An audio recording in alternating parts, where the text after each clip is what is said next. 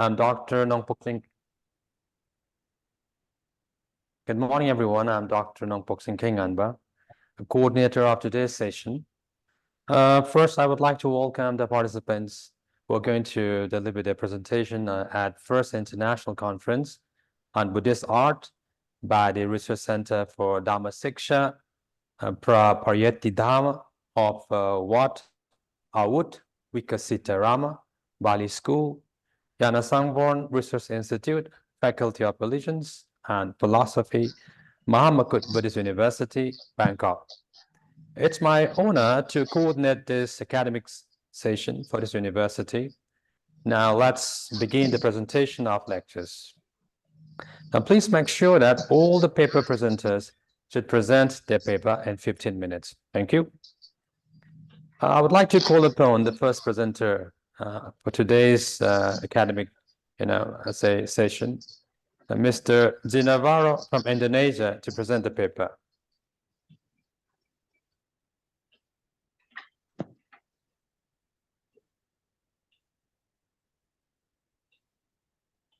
Mr. Zinavaro from Indonesia to present the paper. I would certainly urge you to present the paper in 15 minutes.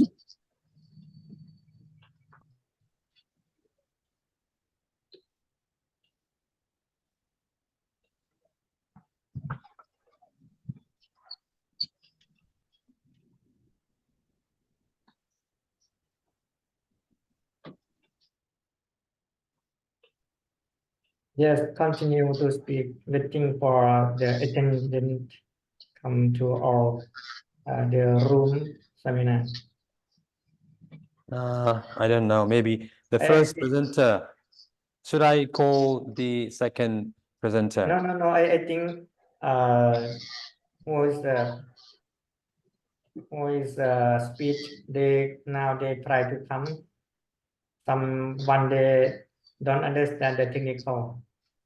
Good speak, continue little bit, waiting for someone come join to our conference. Okay.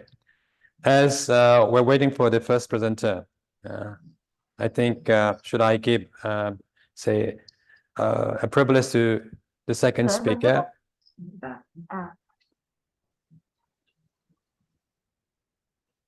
Should I give the second speaker to present the paper? Anyway, as the first speaker is having some sort of problem, I would certainly call upon the second speaker. That's the Van Gali Priyadasi from Sri Lanka. Would you please present your paper in 15 minutes? Okay, thank you. Good morning. Good morning. First of all, please allow me to express my heartfelt thanks to organizing committee, especially Research Center Dhamma Suksa Pariyatti Dhamma of Wat Awut Vikasitaram Bali School and Yana Sangborn Research Institute, Faculty of Religions and Philosophy, Mahamakut Buddhist University and National and International Institution, Bangkok. Pleasure for me to address to this Zoom meeting. Buddhism in Sri Lanka. According to Sinhalese tradition, Buddhism was first brought to Sri Lanka by a mission sent out from Eastern India during the reign of the Mauryan Empire Ashoka, 3rd century. After 236 years of the demise of Lord Buddha, the leader of the mission to Sri Lanka, Mahinda, is described as Ashoka's son. Mahinda and his colleagues traveled to the Mihintale hill, the site of some of the earliest inscription, 8 miles, 13 kilometers from Anuradhapura city. There they chanced to meet the Sinhalese king Devanampiyatissa, to whom they delivered a sermon on Buddhism. The king was brought into the Buddhist fold, and he invited Mahendra and his followers to the city. The missionaries were settled in a royal pavilion in the city park of Mahamega, where they preached first to members of the royal family and then to the common people. Many embraced the new religion. Some take in holy orders and join in the Buddhist Sangha, community of monks. The king donated the Mahamega Park to the Sangha. Meanwhile, monastery of Mahavihara was established, and it became the prime center of Buddhism in Sri Lanka. Mahendra sent for his sister Sanghamitra, who arrived with a branch of the Bo tree at Bodh Gaya, under which the Buddha had attained enlightenment. The sapling was ceremonially planted in the city. Sanghamitra founded an order of nuns and a stupa shrine. The Stuparama Chaitya was built by the king for popular worship.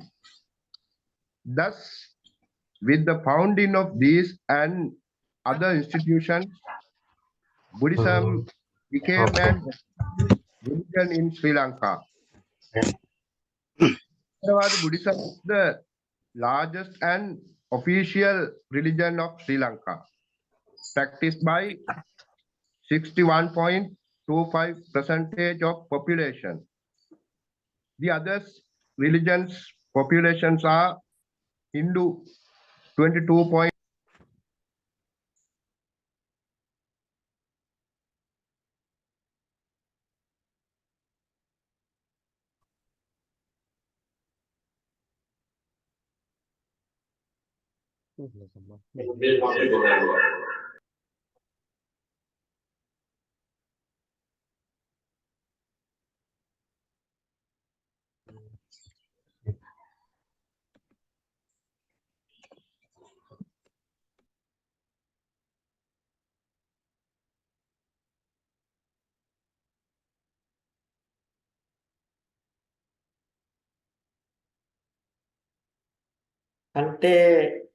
Hante, we don't listen your sound.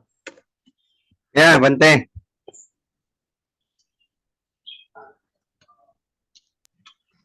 Now, okay? Yeah. Yes. Okay. Yes, your voice is clear, Venerable Phante, right? Clearly. Okay.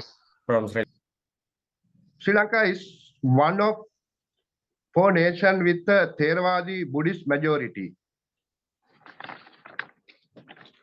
Buddhism has been declared as the state religion under Article 9th of the Sri Lankan Constitution, which can be traced back to an attempt to bring the status of Buddhism back to the status it enjoyed prior to the colonial era. Sri Lankan is the one of the oldest traditionally Buddhist countries.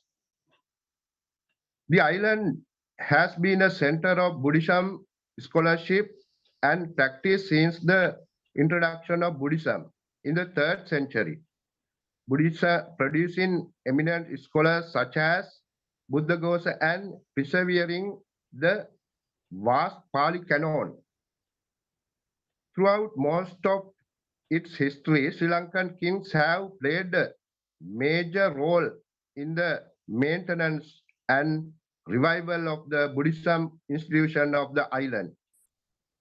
During the 19th century, a modern Buddhist revival took place on the island, which promoted Buddhist education. Some traditional Buddhist temples layout also includes individual shrines dedicated to Hindu gods. Some of the most important Hindu gods worshipped by some Sinhalese Buddhists include Vishnu, Pattini, Saraswati, Lakshmi, Kali, etc. There are about 25,000 monks and 6,000 monasteries in Sri Lanka at present. There are two types of monks. There are rural monks and forest dwellers monks. Monks are grouped into three types. They are Siam from Thailand, Amarapura and Ramanya, both from Burma. But all these monks, followers of Buddha, almost all the monasteries in the island have their Dhamma school where Buddhist children are given religious instruction on Sundays. During the reign of Kitsirimevan, Prince Danta and Princess Hemamala brought to the tooth relic of the Buddha to Sri Lanka. The temple of the sacred tooth relic, which is situated in Kandy, is a world-renowned place of worship, where the left canine tooth of Gautama Buddha is enshrined. The temple is venerated by thousands of local and foreign devotees and tourists daily. Was named as World Heritage by UNESCO 1988. Sacred Buddha relics were collected and enshrined in stupas of Sri Lanka. The Ruanveli Mahasaya, also known as the Sarnamali Mahachaitya, is a stupa in Anuradhapura. One donor of the Buddha's relics are enshrined in the stupa, making it the largest collection of his relics anywhere. The majority of Sri Lankan society identify as Buddhist, with the main form of Buddhism practiced in Sri Lanka being Theravada Buddhism. The most important and sacred Theravada text and Tripitaka were written in Sri Lanka. Sri Lankan Buddhists take refuge in the triple gem, the teacher, Gautama Buddha. Second, the teaching, Dhamma. Third, the monastic community, Sangha. Sorosmasthana are 16 sacred places in Sri Lanka, beloved by Buddhists to have been followed by visit of Gautama Buddha. These places of worship are among the most important religious locations in Sri Lanka and are located throughout the country. Ancient Buddhist and historical sources of Sri Lanka assert that the Buddha visited the country on 3 occasions. First, Gautama Buddha first visited Mahiyangane, and second time Nagadipe, and third time Kalaniya. With the spread of Buddhism, the monks also built many antique Buddha statues and images depicting Buddha's teaching and his life history. These statues were mainly rock-cut statues and bronze statues. Some of the rock-cut antique Buddha statues are Aukana Buddha statue, Maligavila Buddha statue, Buduruwagala Buddha statue, Samadhi Buddha statue. Vesak is the most revered festival among the Buddhism of Sri Lanka. This festival celebrates the birth and enlightenment of Lord Buddha. Devotees from all around the world visit Sri Lanka to commemorate his life and teachings. Sri Lanka tourism organizes interesting cultural activities at major Buddhist heritage sites. The Buddhist temples in the country has beautiful decorations and Vesak paper lanterns are hung everywhere. Sri Lankan capital Colombo is a place to experience this festival. Enormous pandals and bamboo frameworks are depicting the Buddha life of the Buddha, and entire streets are covered with a myriad of colorful bulbs. One can see the impact of Buddhism in Sri Lanka in every corner of the country. Beautiful temples, devotees offering their respects, and soothing chants can be experienced anywhere you go. Sri Lanka is a country of diverse culture where every traveler should visit once in their life. May the triple gem be with you. Thank you.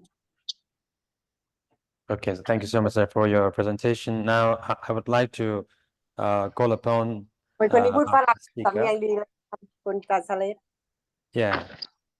Our next speaker is Van de Navarro from Indonesia. Now he has to present his paper. Van de Navarro from Indonesia.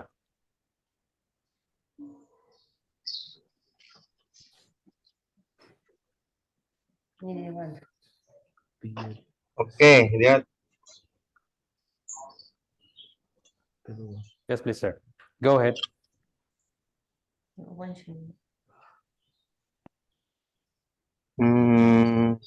How you look like? Dia Bante.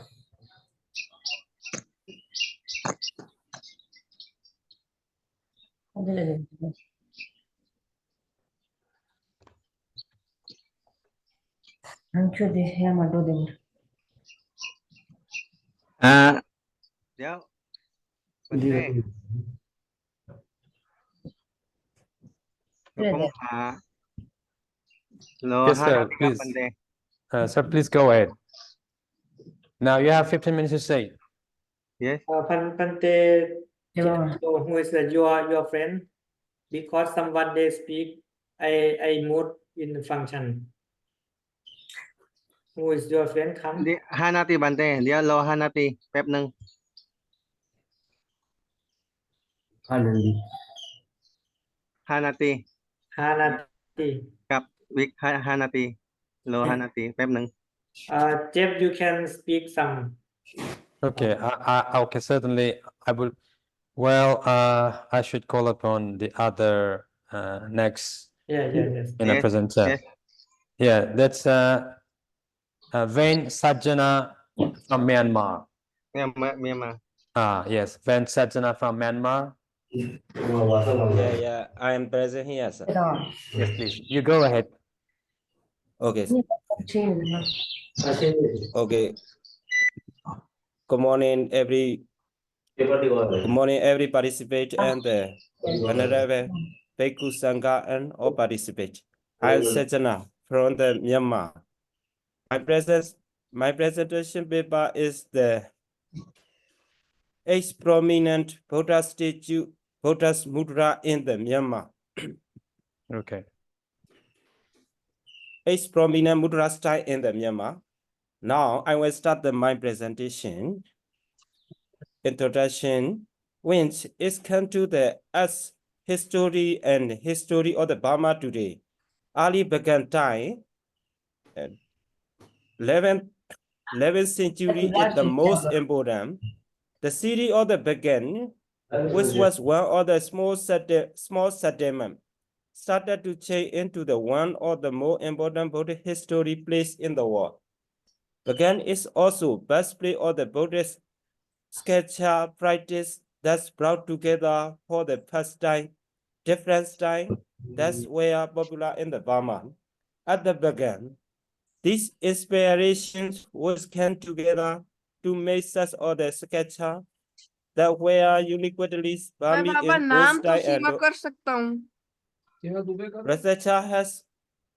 researcher has found that finger and toes Seema Dubey picture नाम of तो the कर दिया मैंने statue from the beginning, P, Halenji, and the gown periods are the exactly the same size as a human finger and toe.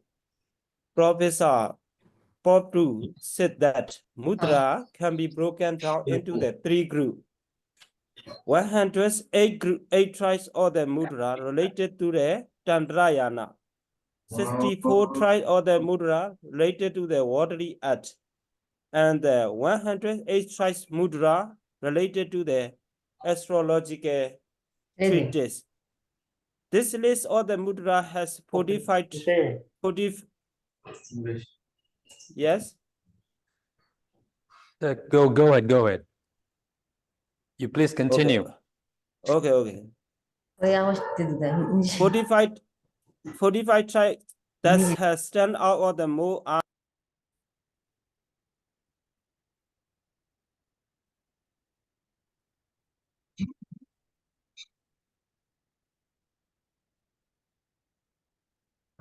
can't hear his voice. What's wrong with it, voice?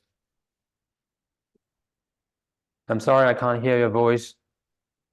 Okay. Please Can you go. hear me? Can you hear me? Yeah, I can hear you. Please go ahead. Yes. It may a statue of the Buddha. That's where I make under.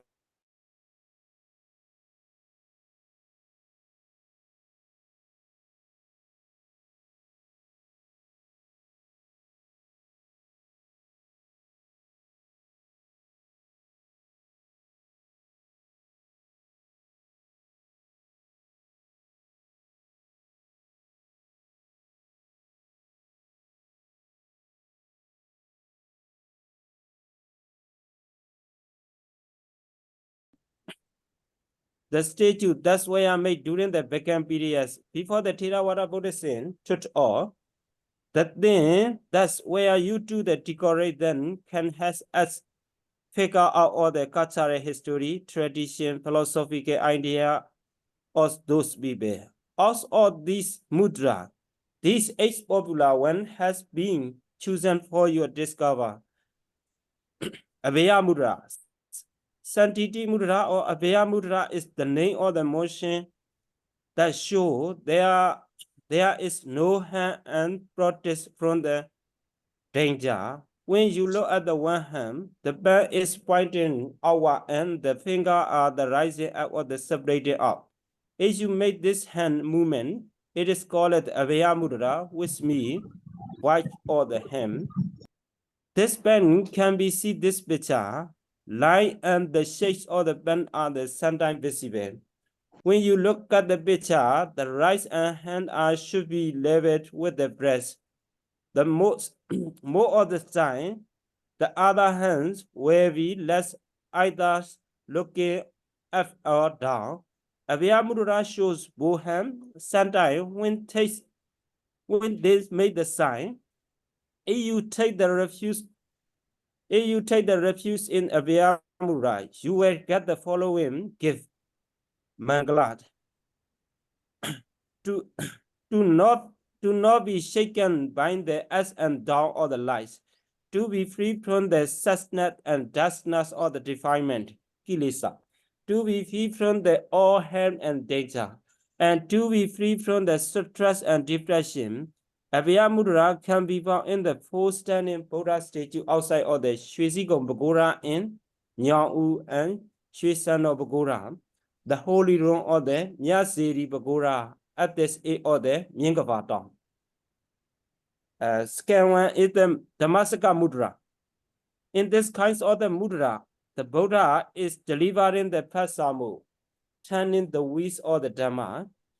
It is taking the gesture or the about this to set the V in with the right hand and the fourth finger are the touching with the left hand. Forefinger and the right hand is going to turn the V. Neutral bending of the Abeyarana case temple, south of the Nyingaba village, in the passing of the Nagayon Bukura or the Bagara, and the stone image of the Buddha are in the style of the Damascus Mudra. When who speaks and venerate the Buddha's image, showing the Damascus Mudra, where be white and achieve the truth of the Dhamma. Please sculpture doubts, free from the all suffering, abstaining prosperity and happiness. Moreover, one will overcome all the danger and hence heaven's wise surprise and influence. That's why is the Bhumifasa Mudra. In this mudra, the right hand is the hanging down, below the right and knee. The palm is facing inward, with the all finger are the separated out of the touching of the edge. The left hand is the placing on the left, with the pen is the facing outward. It is called the style of the calling as of the wisdom. Sometimes either elbow or sometimes is placed into the left hand. The bearer of this kind of the mudra, according to the ancient saying, is good that when Gautama Buddha was staying in the throne of the Aprajika Palinga, after there has been enlightenment at the root of the Bodhi tree, the Maharaj came to fight against the Buddha. At the time, Buddha has victory over the army of the Maharaj by the calling as of the wisdom. To illustrate this event of the Buddha's victory, this mudra is showing the great Buddha's image of the Kabaif Gora in Yangon in the museum of the World's Buddha University and Buddhist image of the Chautoji Bagora in the Amarapura are the Bhumifasa Mudra. One who bids and venerate the Buddha's image showing the Bhumifasa Mudra can win all over the enemy, succeed in all over the lost gate, win over all the wise elephant, horse, and at, be embraced, powerful, and glory. The fourth is Samadhi Mudra. In this Samadhi Mudra, is the both hand or placing on the left with the both span facing as well with the right span on the left span. And in the relation style with no threat. It is a kind of the entering in the jhana absorption. It's me to show the jhana dhamma or the bodhipakkhya dhamma, the first star or the enlightenment. Its intent is dependence to the context and can or the meditation practice, samatha. Samadhi Mudra style can be seen the image standing in the middle of the Shwisando Bagora, Pasium, south of the Obagan city, and 28 Buddha image existing in the Pasians of the Nagayon Bagora, south of the Nyingaba village. By venerating this image of the statue, showing the Samadhi Mudra, mental illness can be cured, free from the sorrow, lamentation, mind weary can and sin, development of the wisdom, easy to realize the truth of the Dhamma, easy to emancipation, accomplishing of the 10 kinds of the safety, and extinguish all the all aspects of the evil can be abstained. Next one is the Dana Mudra. This kind of mudra is just like the gasa or the doing or the charity, giving blessing and the rewarding. The right hand is placing downward onto the pen and facing outward. Fingers are separated and dividing something is about to get. Its design and meaning is that kinds of the mudra argues those come to the veneration should accept the Buddha, the Dhamma, and the Sangha or the giving. One who bids and venerate these Dana Mudra, Buddha's image or the statue, will be toss more of the economy, such as to get the abundance in the game, gold, silver, and jewelry, jeweled, elephant, and horse, etc., and easy to get fast to the death. The next one is the Mahagruna Mudra. This mudra is depicting the fulfill of the perfection parami. The Buddha, for the many incalculable also, because of his great compassion for all being and the making of the solar act, or the saying the truth, taking the as is the witness, is also to be the perfection of the wisdom, Pinya Parami, and perfection of the truthfulness, Dissa Parami. The Buddha image showing the Mahagruna Mudra with his right hand can be seen in the small mood in the external past. Why? In the external part.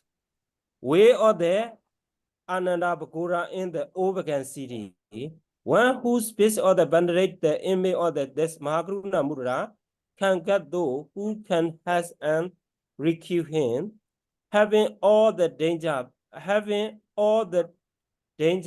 problem will be extinguished. When in the law case, having many followers who admire him and appearance of the those who can honor him. The next one is Yoga Mudra.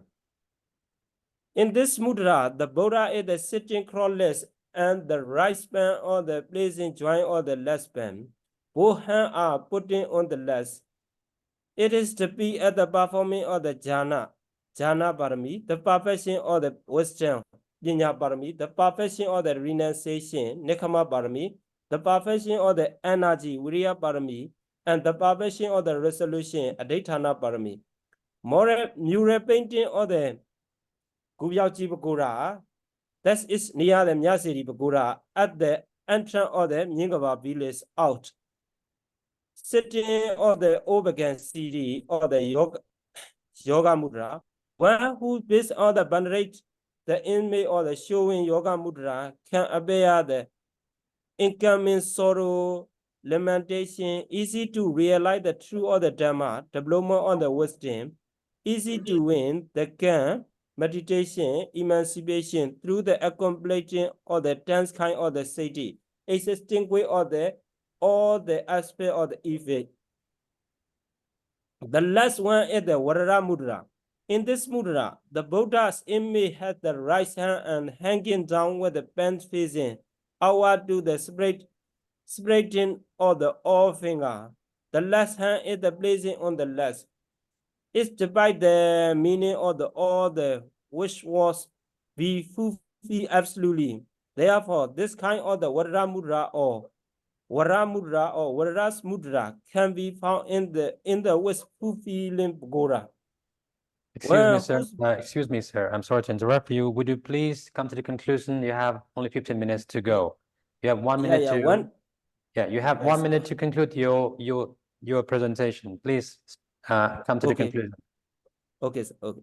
One who is and the venerate image or the image showing the Varara Mudra or the Varara Mudra achieves which he wishes for the answering of the wish guidance succeed in the making resolution the truth coming into the contact with the superior being, get promotion worthy, getting more interest in the trading and the getting many followers.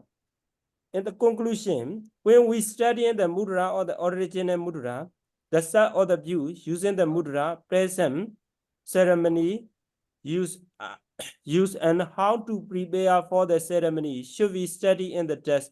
Moreover, this image or the statue relating the mudra and mural painting should be studied in the detail.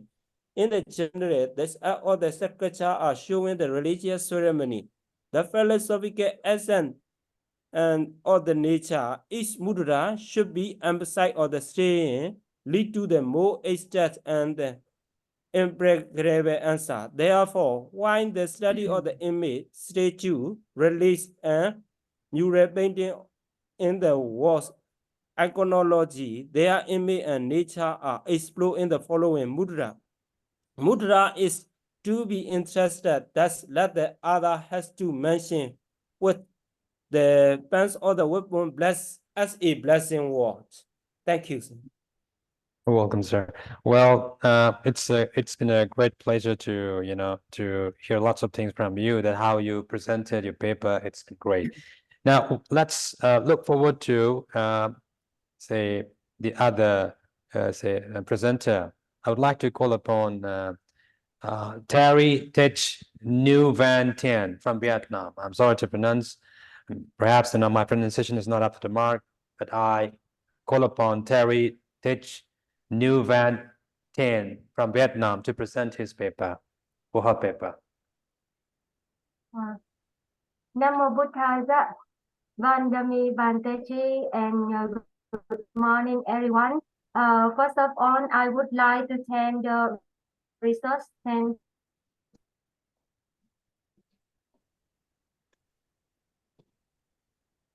for Thammasukha Prabhupada's presentation. You know, nowadays Vietnam Buddhism is very development. It has close associated with Vietnam society as well as Buddhists in the world. Therefore, Vietnam Buddhism has been received the concerns of a lot of scholars, especially the original of Vietnam Buddhism. Is the famous topic? Many writers wrote the original of Vietnam Buddhism. Almost they said that Buddhism firstly introduced into Vietnam originated from China later on 2nd century AD, but the new discovery of the current researcher just show that Vietnam Buddhism has existed for 2000 years before our century. It came directly from India by an Indian monk, not from China. So today I would like to talk about the topic, the introduction of Buddhism into Vietnam, based on the new discoveries performed by the current researcher.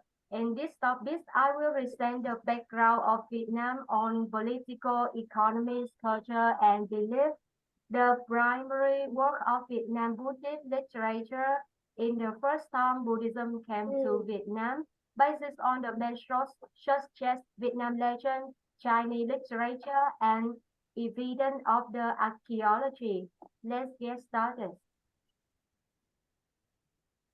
Based on Vietnam historical legend, the Chinese literature, and the evidence of the archaeology, is confirmed that Buddhism were introduced into Vietnam under Hùng Vương dynasty, which lasted for 2000 years before our century, and end of the Hai Ba Trung dynasty in the 43rd decade of the 1st century.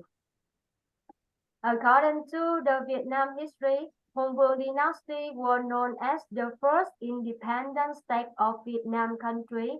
The development of an area from political, economic, culture to belief that leads to establish the early state in Vietnam very strongly. So it could been existed for 2000 years.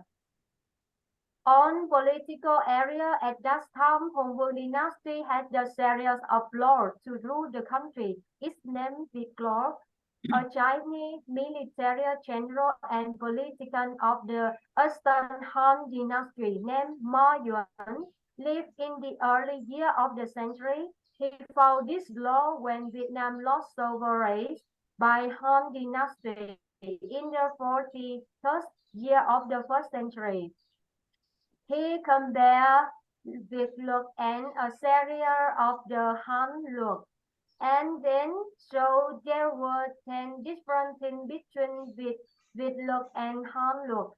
Currently, these two laws were lost their original, but these were mentioned in the other Chinese literature, which named the book of the later Han, Hao Han Shu. The work were compiled in the 5th century. Through that, we can see Vietnam has the development on the political area in the first time of the established independent country. On the economy, It has must been grown to respond for the complete system of government state as the Hongwu dynasty. In fact, a lot of items made by Grover were found in Vietnam, such as 1,000 copper arrows on cổ loa citated in Hanoi, the copper room in Hà Nam province, and some items used to funeral in the Thanh Hoa province also were found. The remarkable is that the story of the king casting the balls by copper, which narrated in the commentary on the water classes was in Chinese literature named Shui Qin Zhao of Li Haorang under Shangguo dynasty in China.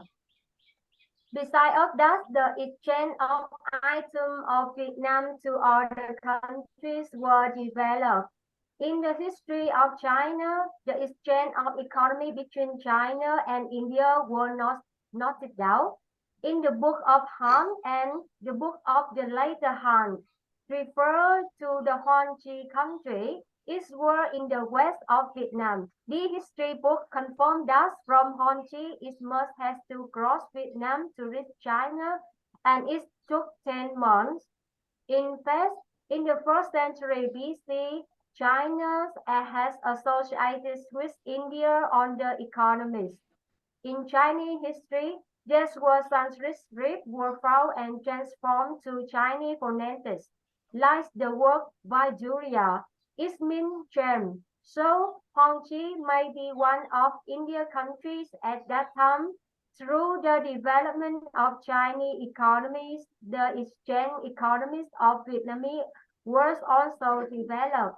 Now we can understand and admit that's how were the development of economies in Vietnam at that time.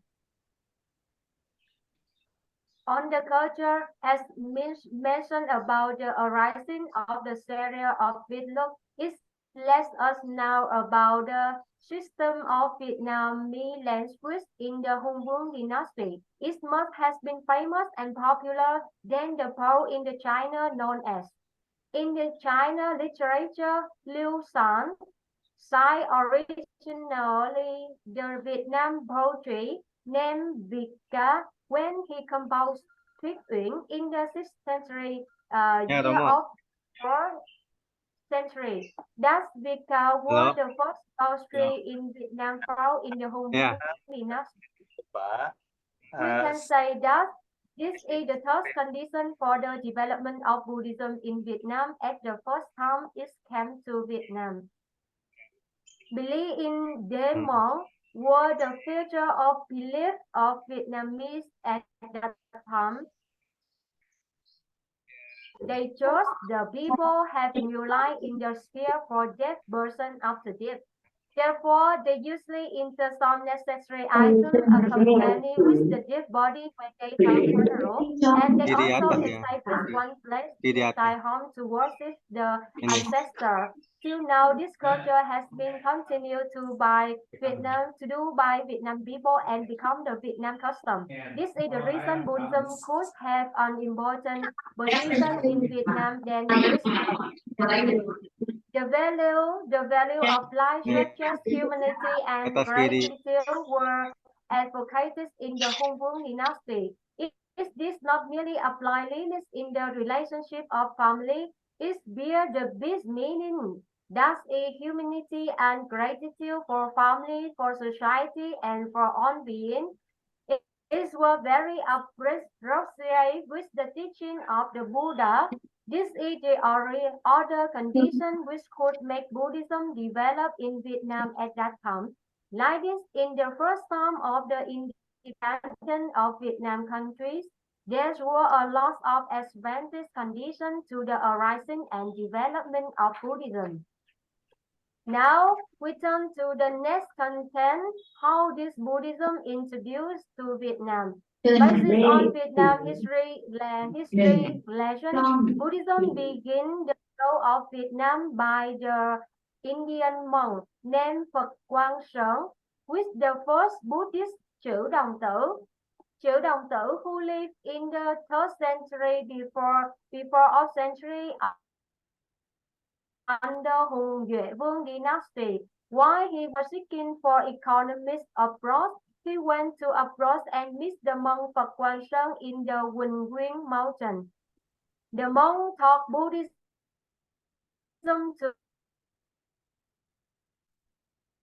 him. After that, you awakened and left home and switched for the cultivation. Quỳnh Mountain was the boundary between Vietnam and Champa. At Song Minh Quay Sổ Lĩnh, literature means selection of gentile in Lĩnh Nam is conformed with Street Hatton Robin today. According to the main history of China as the book of Han Shu and the book of the later Ho Shu, they meant Honchi countries which were far away China and directed in the west of Vietnam country. At that time, it has to cross Vietnam to go from Honchi to China.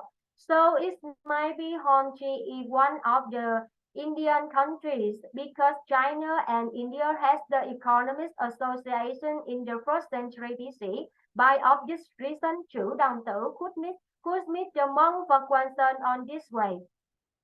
The second evidence is the story of Yun Chin Sang offering. It means tulip flower offering to the Buddha in the chapter 14. Page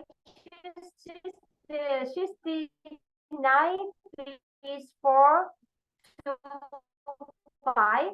The title Tulip Flower of the Great Farmer Cooperative, with an ecologist gathering of the medicine and natural history and Chinese herbology combined and edited by Li Shizhen and published in the later 16th century during the Ming Dynasty, says that in the work of Yang Fu, with title Nan Ya Yi Wu Si, he wrote the people live in Nan Dalu, blend tulip flower was to offer to the Buddha, and then they consumed to mix with wine to make flavor when it became too fat.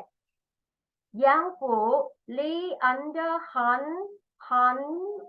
He dynasty in the 12th year of the Yongging, around the last of the 4th century, Nan Thalu were the general name called for the last area including the north of Vietnam today. The in the Naraka Basin. Now, in Chinese, it's called Nele. Nele conquered by Ashoka, the former emperor of the Maurya in India in the 3rd century BC. There were a lot of China literature with this basin named Liu Hanshi, Sui Chi Zhao of Li Dao Rong. In the work Sao Chao Si, it was said that the Nele Basin located in the southeast of Dinker, far away the river 7 miles. The stupa and written horn built by Ashoka Emperor has been still existed. The woman called it by Chin Shan. In the 37 Shui Jin Shao, pages now 6b4 to 6. It was written the Chuangta. Both sources from that is were from the show of Tinker and Hendrix of Peter. These were places where the Vietnamese king cast the copper ship. When the flowing were down, people found the jars. The river flowed toward the east. Far away is there has the Nele Basin. People told us it was built by the I'm sorry because I'm not well a few days ago. No, it's okay. Please continue. Built by the Emperor Asoka. Thank you, who in the first year of in 1920, basis on the fragment of South Chicken to conclude this.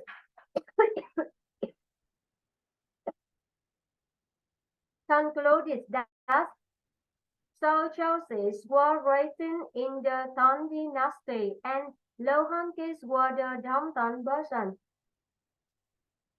So, based on the source of Vietnam historical legend, Chinese literature, and evidence of the archaeology, it states that Buddhism was introduced into Vietnam under the Hồng Vương dynasty, the first Vietnam dynasty, which lasted. Excuse me, please try to conclude here. Please try to conclude here. Years before our century. Yeah, can you repeat? Yeah, I can hear you. Would you please come to the conclusion? Only 5 minutes. Can you give me only 2 minutes? 2 minutes? Oh. Yes, 2 minutes. So the last presentation, I want to talk about the first Vietnam Buddhist literature through the story of Chư Đồng Tử. Now Buddhism after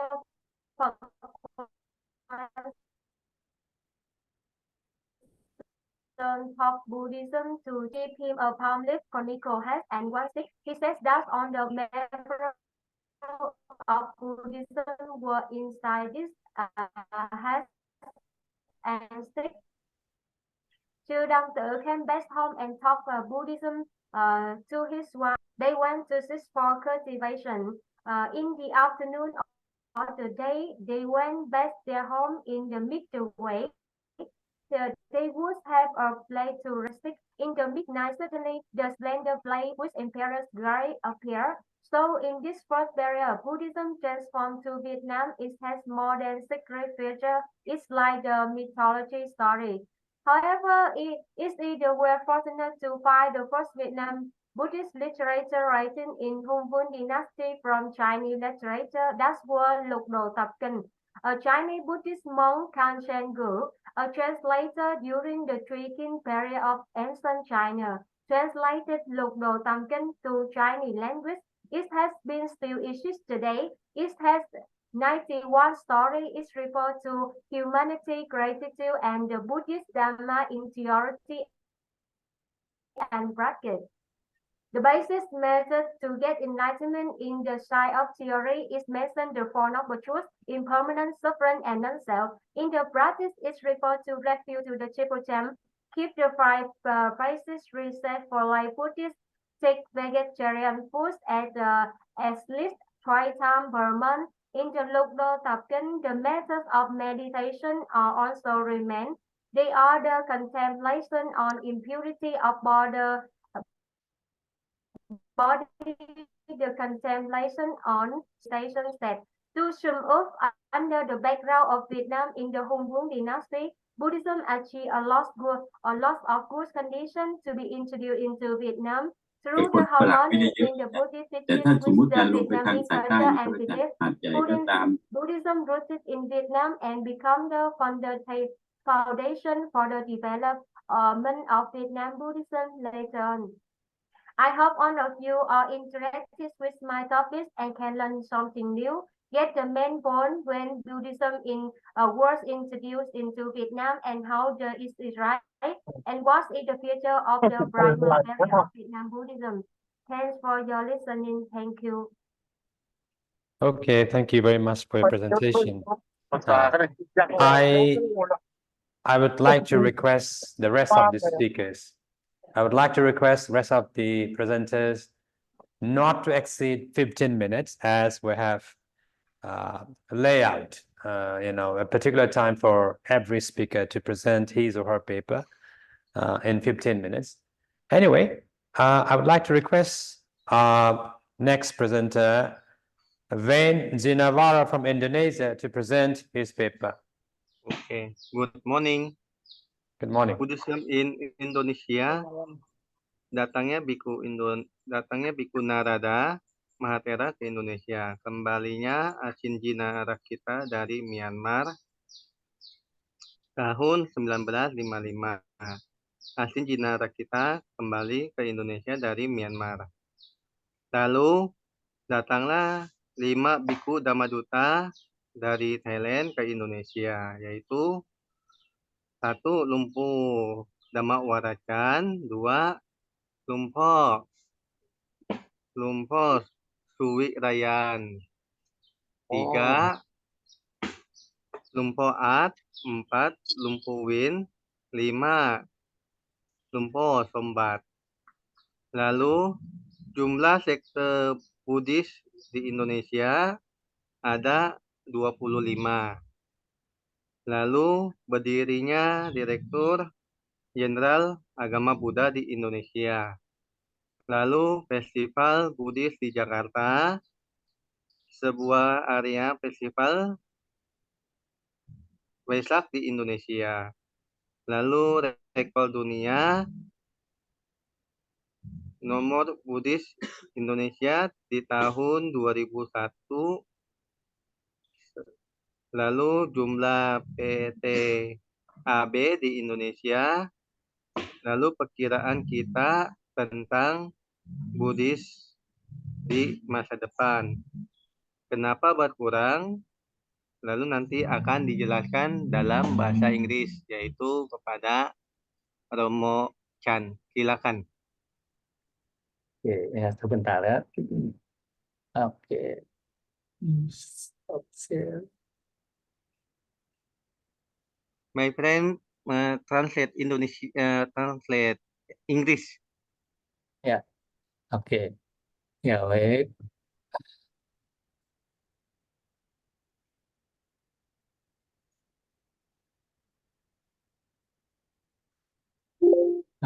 Please close your share. Close, ya, close. Tutup Bante. Tutup Ya. Bante. Ya, tutup. Ya. Ya, tutup Bante. Ya, oke, udah. Oke, excuse me. Yeah, my name is Chan Sitek. Yeah, so I have as explained by Venerable Dinavaro, I am the translator. Yeah, so now we go to the second slide. Yeah, the Theravada movement in Indonesia came to Indonesia 1934 by the arrival of Biku Narada. Yeah, and then the next is in addition the return of Dinarakita, Asin Dinarakita from Myanmar. Asin Dinarakita is Buddhist, was a Buddhist monk, and then he Ini studied. kamera tutupnya gimana ini dia? Close, nggak apa-apa. Ya, he Iya. was Mau ditutup. he was Bukan tutup. Indonesian monk, yeah, and then he Yeah. studied in Myanmar, and then he came back to Indonesia in Ini apa nih? 1955, yeah. Okay, and then the arrival of 5 Dhammaduta Thailand, yeah. Yeah. So the arrival of 5 Dhammaduta, yeah, you can see the picture here. Lumpuh Dhamma Waracan first, and then Lumpuh Suwirayan, and then Lumpuh At, and then Lumpuh Wid, yeah, Lumpuh Widu Dhamma Born, yeah, or Biku Sombat, yeah.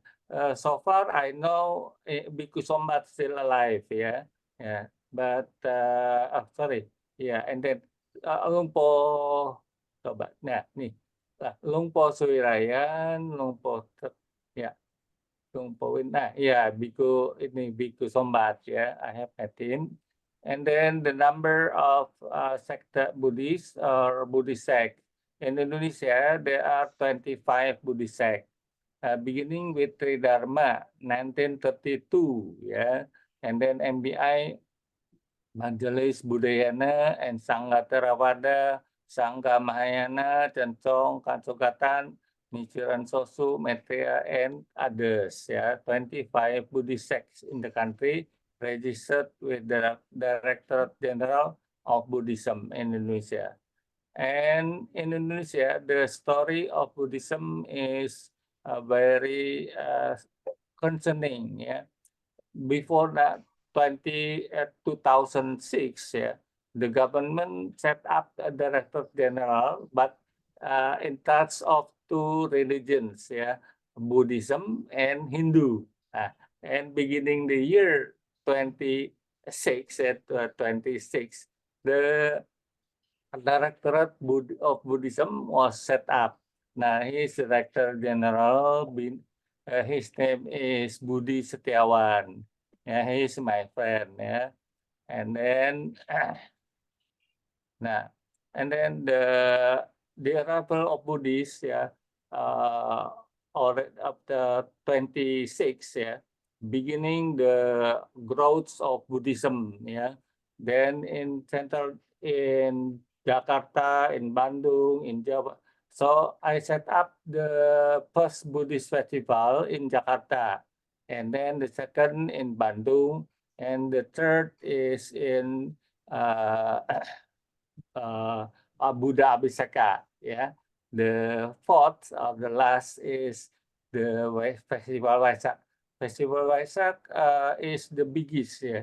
It has 15 hectares of land around Ancol. Yeah, Ancol area is a destination of tourism in Indonesia. So it is the biggest in Indonesia and recognized by world record. Yeah, by the museum record, recognized as the International Buddhist Festival, the largest and the first in Indonesia.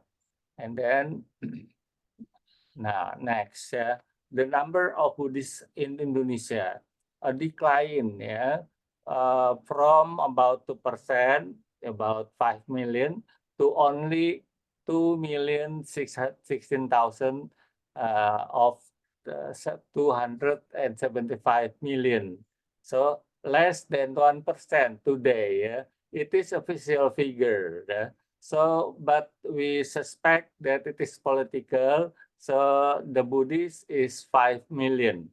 Yeah, but according to government statistics and official statistics, it is only 2 million.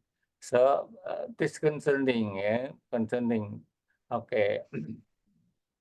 And then about the Buddhist colleges in Indonesia, there are 14 of them, yeah, and Nalanda, where I am the vice chairman of the foundation, is the first with the 800 students, yeah, current students, yeah, and 13 others, yeah.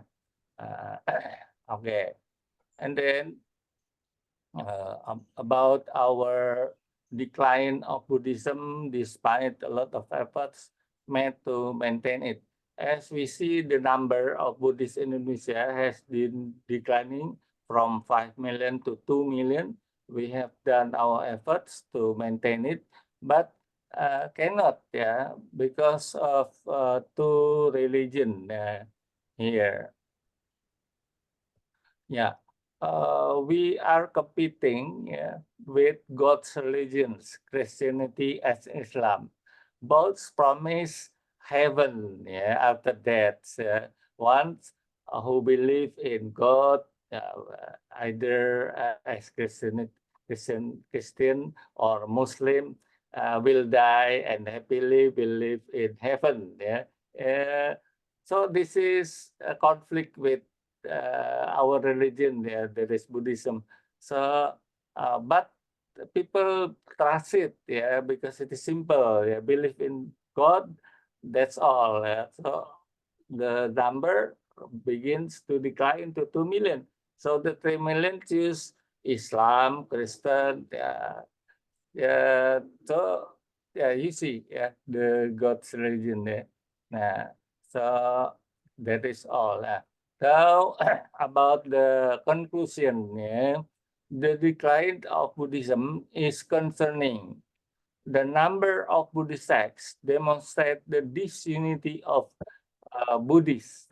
You see the disunity of Buddhists, so that we have 25 Buddhist sects in Indonesia. One example, the biggest, I can't say the name, the biggest of all, has been presided over by a woman for over 25 years. Actually, inside the articles of association, the Buddhist association must change the chairman every 10 years. But the chairwoman, the current chairwoman, has been in power for 25 years. That is an example. And then the majority of Buddhists Buddhist Indonesia are Chinese. Very typical independence, typical of independence. So all Chinese want to become leaders. So that's why they see the biggest Buddhist organization or umbrella organization has been 25 years or 30 years without any chain of leadership. So they make their effort to set up their own. So 25 Buddhist sects today. Okay. And then thank you for very much for your attention. That is our presentation this morning. Thank you. Okay. Thank you, sir. Thank you very much for your presentation. It is very much enlightening to to listen to your presentation, as you have talked about the decline of Buddhism is very much concerned there. So one should think over the probabilities or the rationale behind them. Anyway, now we have to look forward to another speaker. Next speaker is Vain Fetsalad Tepsat from Lao PDR. I remind you, this Vain Fetsalad Tepsat Lao PDR. Yes. Jeff, just waiting. Okay.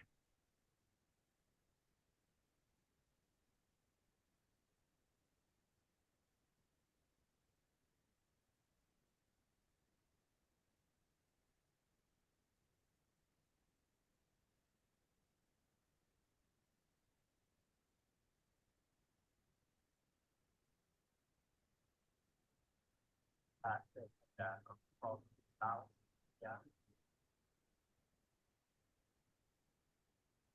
would like to talk about the culture of It's not audible as of now. now. It's not audible. Can see? Yeah, I can see, but the voice is not audible, not clear. Oh, Yeah. it sound or reduced. Yeah, we can see the presentation there, the files. You will open the files.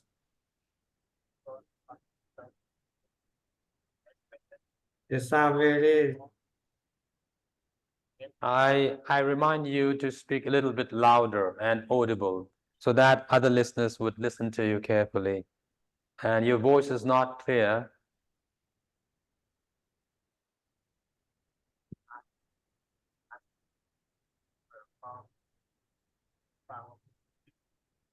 Oh, I'm really sorry, Mr. Fetsalat Tapsak. I mean, your voice is not clear. It's not audible. It's very, very slow. Would you please speak louder?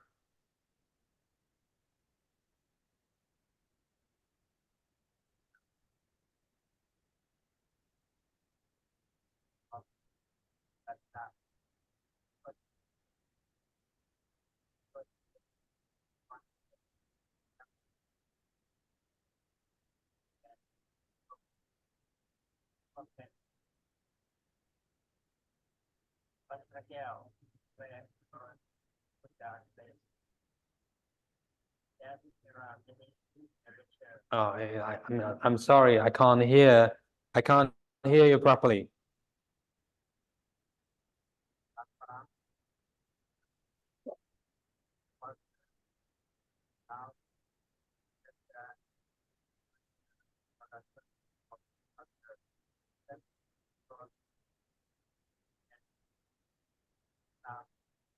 I think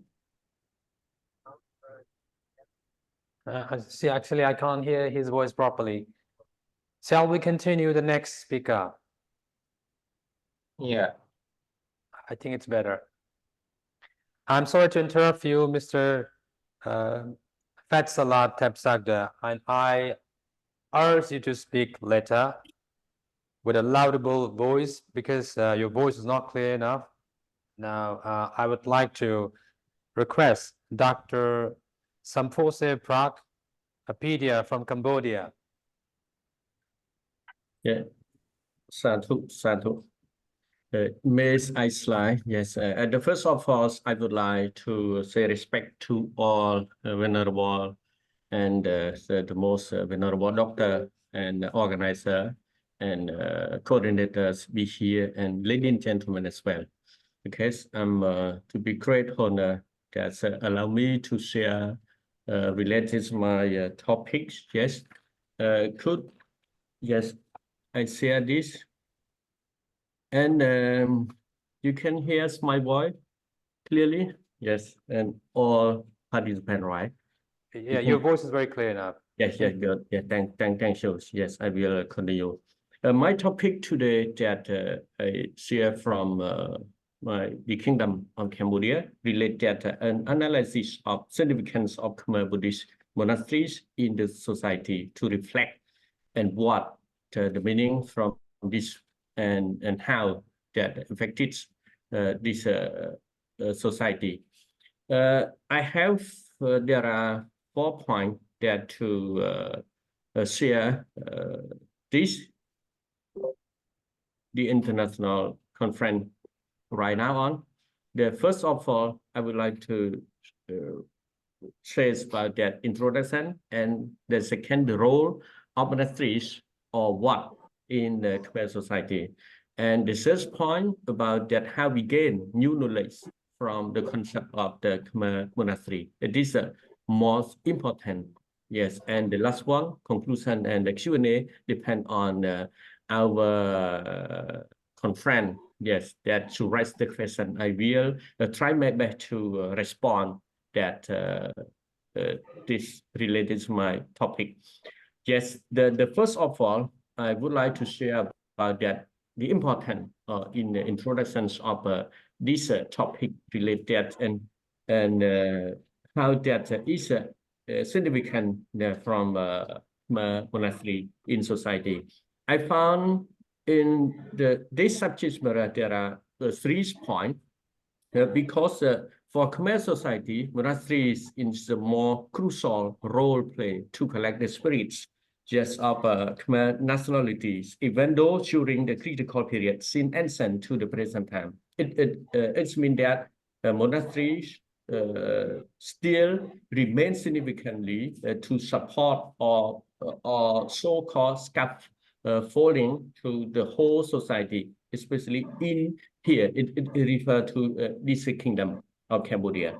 And the second point, Buddhism gained its major foothold in Cambodia around the year. Around, if we will look back in the past, around 1,200 years under reigns of the famous King Jayavarman, the seventh builder of Bayon Temple, perhaps the most well-known of Angkor Thom complex of the complete temple, yes, in Siem Reap.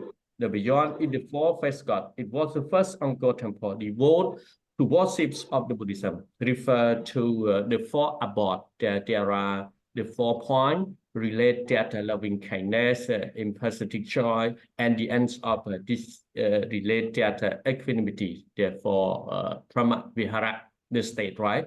And now move to that's next point related monasteries become more national culture of Cambodia, influencing family life and educations and politics from birth to death. It means that Cambodian people or Cambodia life need the pagoda or need to monasteries starting from the first born until the ends of their life. And why? And why we need the monastery to support our life? Because depend on Khmer traditional culture perspectives that we support this method because the monastery always to provide us include that to support our spiritual and unity or national unity. It is a more important thing. So that why we need from gain beneficial from monastery. And now move to the next slide related to the role of monastery. We look at the role and what's important from this matter. I found the three more important for Khmer monastery, especially Buddhist Khmer monastery in society. The most of all, that's the first related monastery are still to become a crucial role, like I said in brief earlier. Relate that even though this temple to pacify or indifferent view among our people in community for living in harmony manner under the umbrella of Dharma soul or Dharma Siddha. Because monasteries is become a sacred place for support for all the Buddha teaching over there. So we can get knowledge, considerable knowledge from this temple or the monastery. For example, when I was born, after that, or I was young, I went to the pagoda, to learning from a pagoda, a lot of from this, especially about the morality and the factor to support my life. This is a real, for example, I share this ceremony. And now move to the second point. Monastery is the mentor in this hospital. It is more important. To reflect the Buddhist philosophy, because that's all his Buddha teachings. This place in there, in Khmer Buddhist monastery. So they are meant to support mentor to cure mental illness. When people has gut stress or get any verse related affected mind, so they can go to meet the Buddhist monk to share experience, to share the Buddha teaching, to get rid of their own defilement or affected their own mind.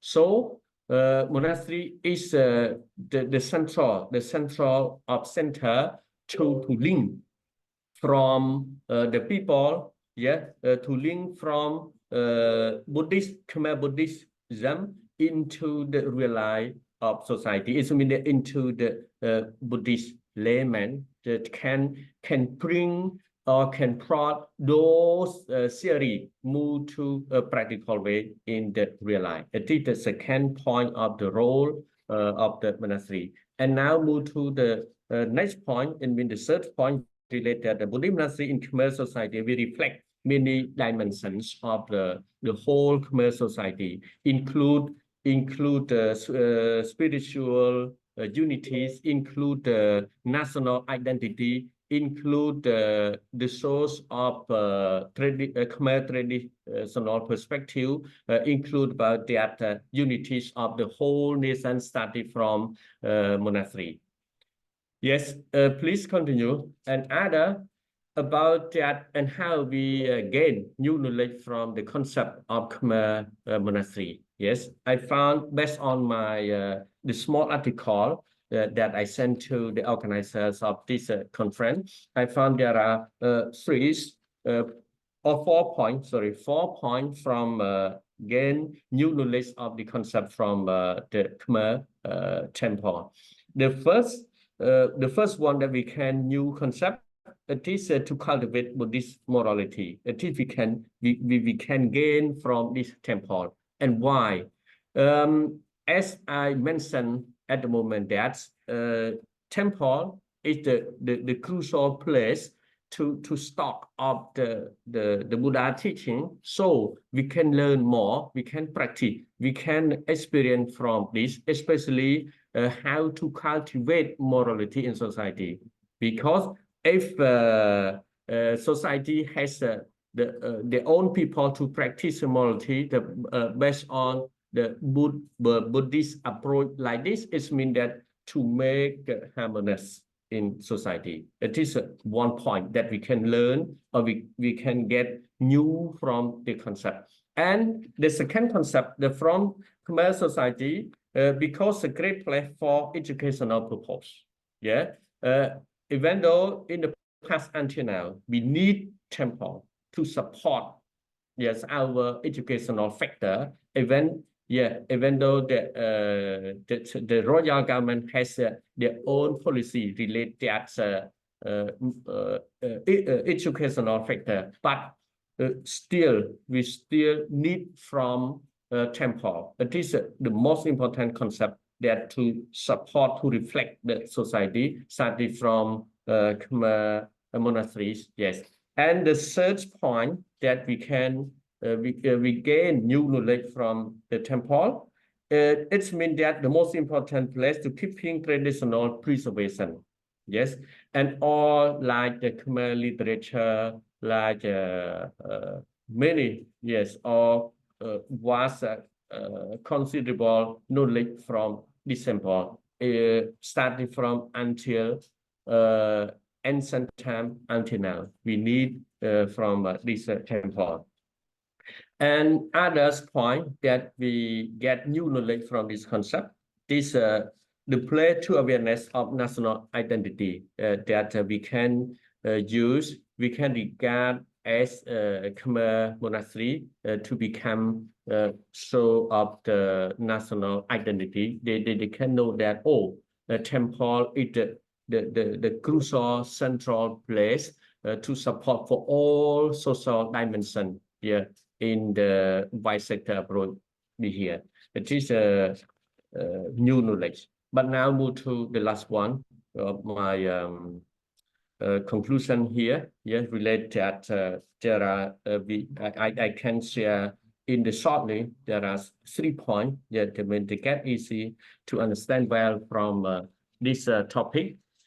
The role of Khmer Buddhist monastery is still significant in society since ancient time to present time because of Buddhist monastery role play a crucial catalyst of society, like I said earlier. That is one point. And second point, monastery is become a significantly knowledge-based source place in society, both scientific and cultural knowledge, like Khmer philosophy. Because Khmer philosophy that include the concept from temple as well. And the last one, the monastery is still held social affair, the during national disaster assistance, the via the Red Cross of Cambodia and helping directly from Khmer Buddhism on site. It means that while the national got this mean disaster from the site as the flood and drought and whatever that happened in society, the Buddhist monk is coming from the monastery to join with government to support their own people, their own laymen and laywomen. It is more important that connectivity from temple to the society. Yeah. Thank you. Here my presentation finished. Yeah, thank you for joining us today. Right.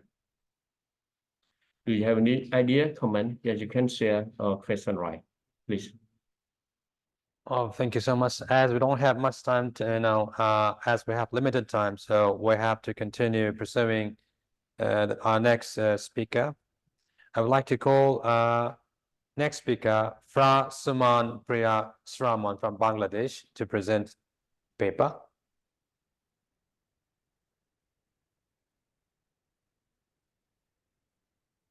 I remind, Fra Suman Priya Sraman from Bangladesh.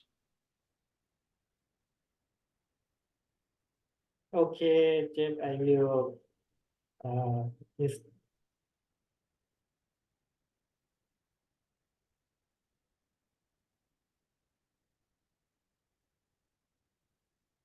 Can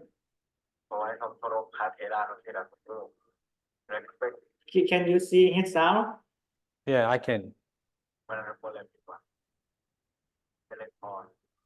Low sound, please speed your voice, please, Venerable, or yes, Doctor, please.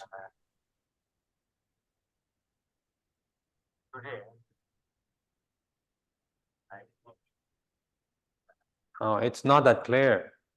Oh, It's not that clear. I think it should be audible to all listeners. okay. Next. Okay. We have the last speaker. That's Lobjang Dolma from India, Ladakh.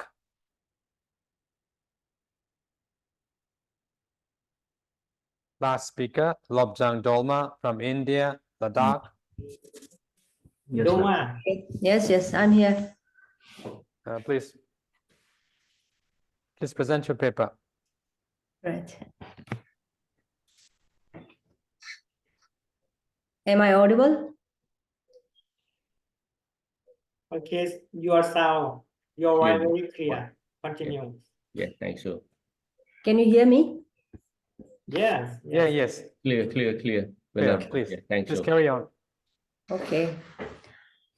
So first of all, I want to thank all the organizers of this seminar. And especially I want to thank my friend Panuvit, who invited me for this seminar and gave me the opportunity to present my paper. I'm going to speak on Ladakh and the religion people follow in Ladakh. I'm not sure how many of you have visited Ladakh, but I'm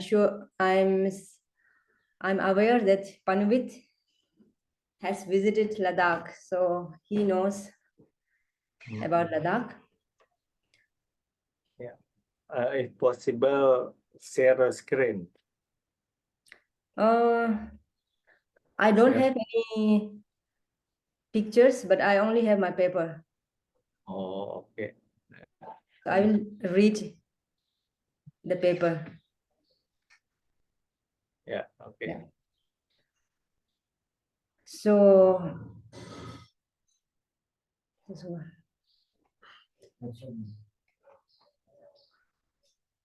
this paper aims to provide a concise overview of Ladakh, covering its geographical location, historical background, artistic heritage embodied in ancient monasteries, and the cultural diversity fostered by its tribes and religions. Ladakh boasts a rich history of human habitation, predating recorded rajas from 1900s AD, with a lineage of kings tracking back to Skidenima. There's a Ladakhi king. He is a direct descendant of Tibetan emperors, until its demise at the hands of Wazir Zorawar Singh of Jammu in 1842. This is a Raja from Jammu. Over time, encounters with various cultural and religious influences have shaped Ladakh's tribal culture. Earlier, I wanted to speak on the tribes also, but I removed it because it's irrelevant and it was going to be longer. So I'm not going to talk about the tribes. I will only speak about the religions that people follow in Ladakh. So first of all, I will tell few things about Ladakh. Ladakh, nestled amidst the towering peaks of Himalayas, is a region rich in both natural beauty and cultural heritage. Its remote location, surrounded by snow-capped mountains, has historically served as a natural barrier protecting it from invaders and outside influences. The area is dotted with ancient monasteries adorned with intricate fresco, Thangka painting, depicting the life of Buddha and Buddhist deities. Beyond its cultural treasures, Ladakh is also a haven for diverse wildlife, including rare species like the bacterian double-hump camels,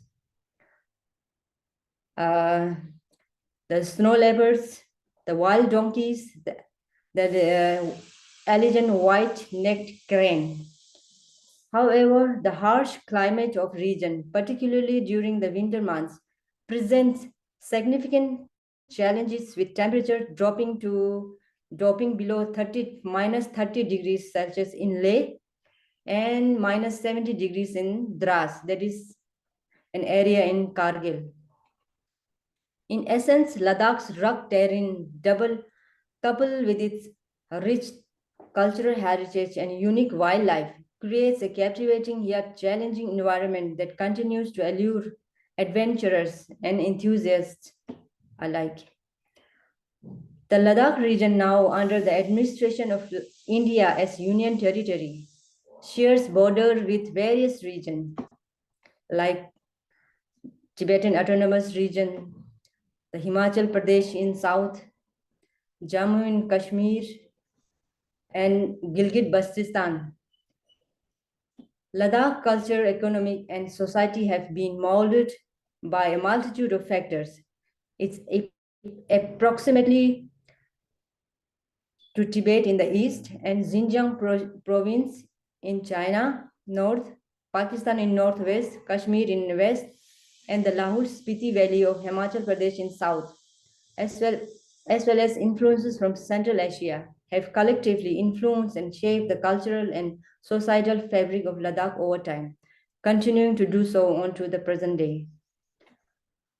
While many interpret Ladakh, then I'm going to talk about the meaning of Ladakh. Many interpret Ladakh's name as land of mountain passes. La means mountain passes. Historically, it has been referred by various names such as Maryul. Mar means red, land means Yul, and the land of Lamas. Geographically, the Ladakh region can be categorized into three parts: lower, upper, and central. Beyond their physical distinction, these sub-regions also exhibit religious particularity up to the present day. The upper and central Ladakh predominantly follow Buddhism, while lower Ladakh is home for Muslim communities, encompassing both Shia and Sunni sects of Islam. Additionally, there exists a notable population of Ladakhi Christian, Hindus, Sikhs in the central areas of Ladakh. The first foray of Buddhism. Through the examination of ancient engravings and artifacts, it is suggested that Buddhism began to flourish in Ladakh during the period when Kashmir was a significant province of Kushan Empire, dating back to the 1st century AD. One of the most prominent symbols of this influence is the presence of stupa engravings, particularly at strategic river crossings.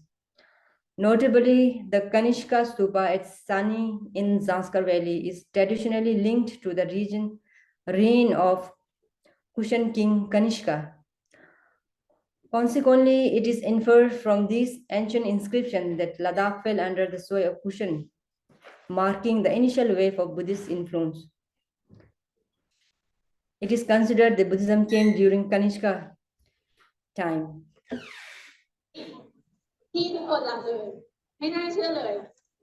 However, the endurance of Buddhism in Ladakh was short-lived following the decline of Kushan. Assertion that Buddhism reached Ladakh during the Kushan era remains speculative, as there is scant supporting evidence beyond the Kanishka stupa and a few inscriptions. The initial flourishing of Mahayana Buddhism in Ladakh. When Ladakh began integrated into Tibetan Empire, the Tibetan Emperor Songtsen Gampo initiated a phase of Buddhist propagation within its realms, a campaign continued by Emperors Chisung Desen and Chiralpachan, extending down to King Skide Nyima. Skide Nyima, in return, had 3 sons, Spalgigon, Tashigon, and Dasokgon, who were assigned the region of Stok, Upper Indus Valley, the Lower Indus Valley, and the central areas of Ladakh. And the kings distinguished themselves by their fervent religious devotion, evident in the construction of monasteries, stupas, temples. Buddhism experienced a brief zenith during the 8th century, only to decline due to Emperors Langtarma. Langtarma is one of the kings in Tibet who destroyed Buddhism. And the policies and subsequent internal conflicts within the Tibetan polity. The second spread of Buddhism. In the 11th century, King Ishe of Gude, there is another king in Ladakh, the younger son of, who is the younger son of Skide Nyima of Ladakh, played an important role in the revitalization of Buddhism in Tibet, marking what historians refer to as the second diffusion of Buddhism. This resurgence saw the establishment of numerous Buddhist monasteries throughout Ladakh, a project largely contributed to the efforts of Rinchen Sangpo, a scholar in the service of Gude king. Rinchen Sangpo, dispatched by the king to Kashmir and India for education, devoted himself to religious service. He oversaw the construction of 108 monasteries and stupas spanning from Mount Kailash to Zujila, that's Kashmir. Notably among the monastic complexes, Sumdo, Mangyu, and Tholang in Gude, along with Alchi Choskor, gained renown for their remarkable paintings. Alchi is one of the oldest and famous monasteries in Ladakh. One prominent establishment of this era was Nyerma Monastery. Nyerma is the oldest Buddhist institute in Ladakh that was destroyed by some Turkish invaders later on. A beginning of establishment of the great monasteries. Up until mid-15th century, Buddhism flourished virtually unchallenged in Ladakh. The major figure of the age was Changsem Shirap Sangpo, one of the chief exponents of the Gelugpa or the Reform sects who founded the monastery at Stakmo.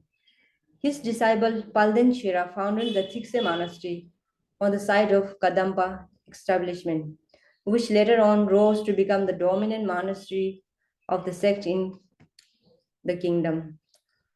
So we have four sects of Buddhism in Ladakh, Mahayana tradition. That is Gelugpa, Nyingma, Sakya, and Kagyu. The Sang Ralpa and the rise to primacy of the Drukpa sect. In 17th century, Staksang Ralpa, an accomplished Tibetan master, visited Ladakh on the invitation of the king of Ladakh, Singye Namgyal. He bestowed him with financial as well as political patronage. He established a series of monasteries across Ladakh, the most important of which was the Himis Monastery. So Himis Monastery was established by Staksang Ralpa. Those who visited Ladakh, they recognize Himis Komba. It was founded in 1630 on a former royal estate given to Staksang Ralpa by the king. And now how Islam came into Ladakh. The advent of Islam in Ladakh. In 1382 AD, Mir Sheikh Ali Hamdani came to Ladakh and carried out the first conversion to Islam. He is said to have built the Sheh Mosque. Later on in 15th century, Shamsuddin Iraqi came to Ladakh and converted a small section of the population to Nur Bakhshi sects of Islam. The early Muslims were traders from Kashmir who settled down in Ladakh and married Ladakhi girls. In the mid-16th century, most of Western Ladakh converted to Shia sects of Islam. And the invasion of Baltistan and its aftermath. Baltistan is another part of Ladakh that is now in Pakistan, but they share the same culture with us, Ladakhi. King Jamyang Namgyal, who reigned from 1500 to 1600, launched an invasion of Baltistan to pacify the region, but was instead defeated and got himself captured in the ensuing conflict. The conflict ended when the king married a Balti princess, Gyal Khatun. If you visit Ladakh and if you visit the palace in Stock, you will see the jewelries of this queen from Baltistan, Gyal Khatun. She came to Ladakh with a large retinue who were then settled in Shushut. That's how another group of Muslims came and settled in Ladakh. Apart from the traders from Kashmir. And now how Christianity come to Ladakh. The Moravian church in Leh, a Protestant, we only have one church in Leh. A Protestant establishment dating back to 1800 owes its origin to Moravian missionaries hailing from Harnut in Saxony, that is a German name, I'm not aware of it, Eastern German. Their primary objective was the conversion of indigenous population to Christianity. These endeavors stem from earlier work initiated in Keelong within the Lahul Valley. Lahul Valley is in Himachal Pradesh, just on the borders. Traveling from Keelong to Ladakh, these missionaries endeavors to propagate the Christian message, initially focusing on education and healthcare. So initially they focus on educating the children and some dispensary works. In January 1887, an allopathic dispensary was inaugurated, followed by the establishment of Moravian School in April on the same year. This undertaking posed considerable challenge initially, given that both the educators and the local populace were Tibetan Buddhists, deeply rooted in centuries-old Buddhist tradition. So initially they faced some difficulty, but later they succeeded in converting Ladakhis to Christianity. Nonetheless, the missionaries persisted, emerging as pioneers in education, allopathic medicine, agriculture practices, vegetable cultivation, and enhancement of Ladakhi culture practice like thap. Thap is the oven that we cook. So they initiated thap.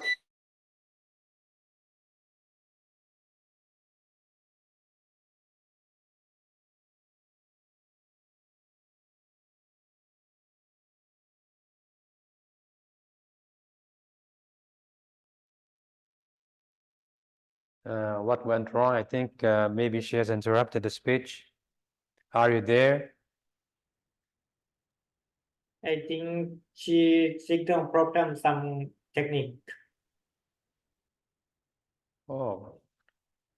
Then what should we do? Should we wait for a couple of minutes?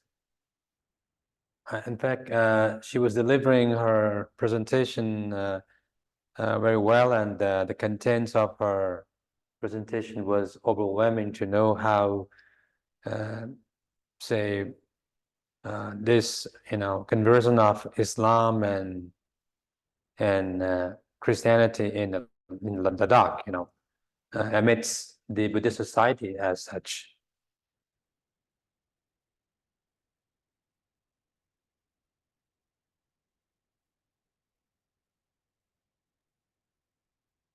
Some technical problem. I think she try to connect or try to manage, but cannot come again. No, is she online at the moment? If she's online, and we can certainly ask her to come back. Yes. Can we give someone to share opinion and comment some or with the presentation the last or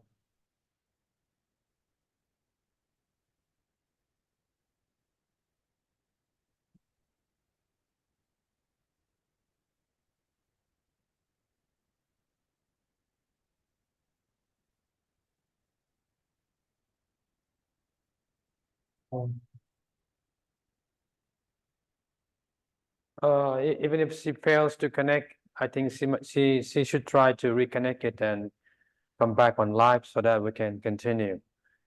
As somebody asked certain questions online here, that there are some listeners who want to have conversation on questioning and discussing on certain matters. Even I do have certain questions on me that if all this presentation is all over, we can go for questions and answers. Hello. Yes, please. Sorry, my internet connection went off. Oh, please. You please continue. Yeah, clear. So I come to the conclusion. So, Ladakh stands out as a unique land characterized by its rich historical arts, vibrant culture, distinct physical feature, and diverse languages. Its heritage is woven into the fabric of region's history, evident in the ancient monuments, rock carving, monasteries, artistic expression, and oral literature. Beyond these cultural markers, the ethnic communities of Ladakh have made significant contribution to biodiversity conservation in their surroundings.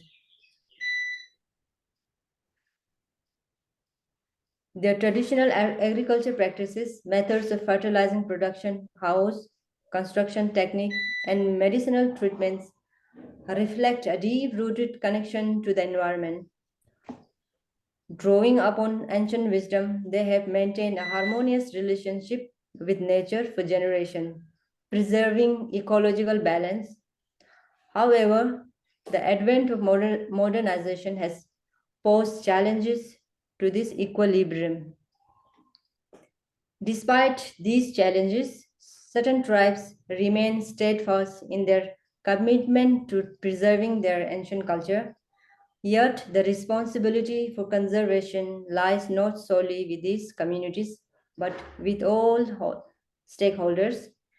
Ecological restoration and sustainable management of biodiversity necessitate collective efforts in the face of modern revolution. Since the first encounter with Buddhism during the Kushan Empire in the 1st century, Ladakh has witnessed the flourishing of various religions through migration or invasion. Throughout centuries, its communities have embraced diversity and fostered a tradition of peaceful coexistence, dissenting religious and cultural differences. So that's all about my paper, and I finish it here. Thank you very much for listening to me. And I'm also sorry for the inconvenience. No, it's okay. I think we're very much pleased with your presentation. And now please bear with us with the questioning and the answering the question as we open to the discussion. As well, anyone, if you have any question, you please raise questions to the speakers who have presented their papers.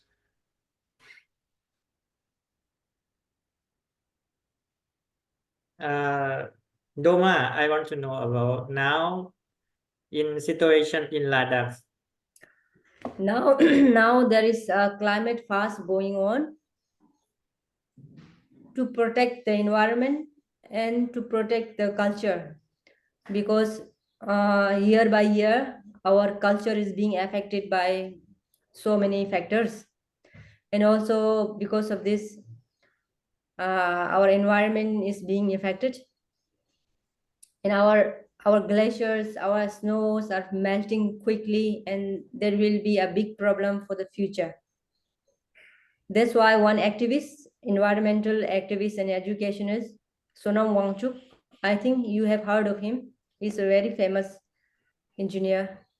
He is on climate fast. He was on climate fast for 21 days.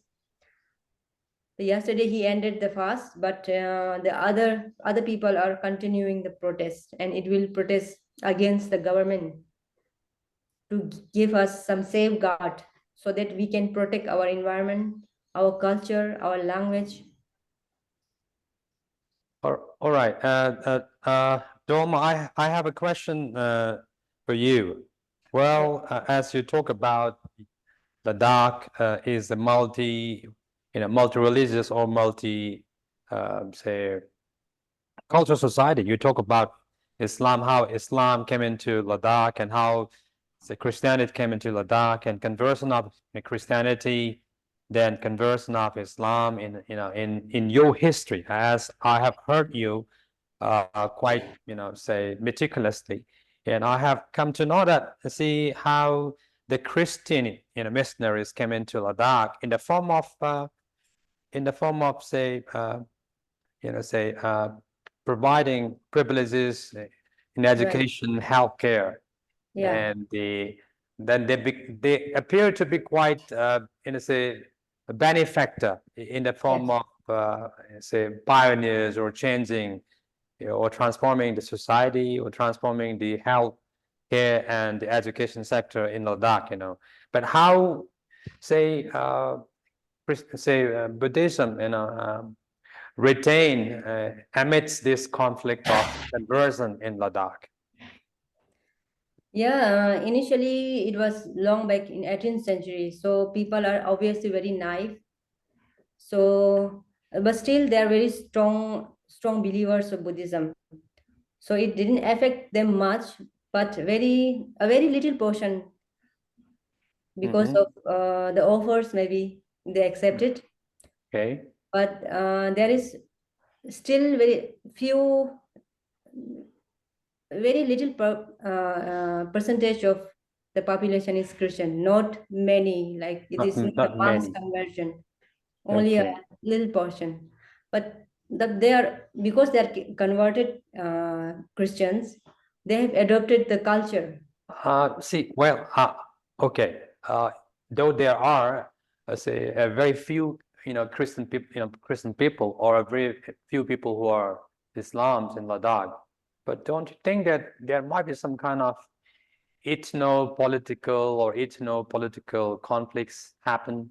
Because Hộp này của bác Phật Thái, không cả cái bóc thi nữa đó, đốt phóng ở đây hả?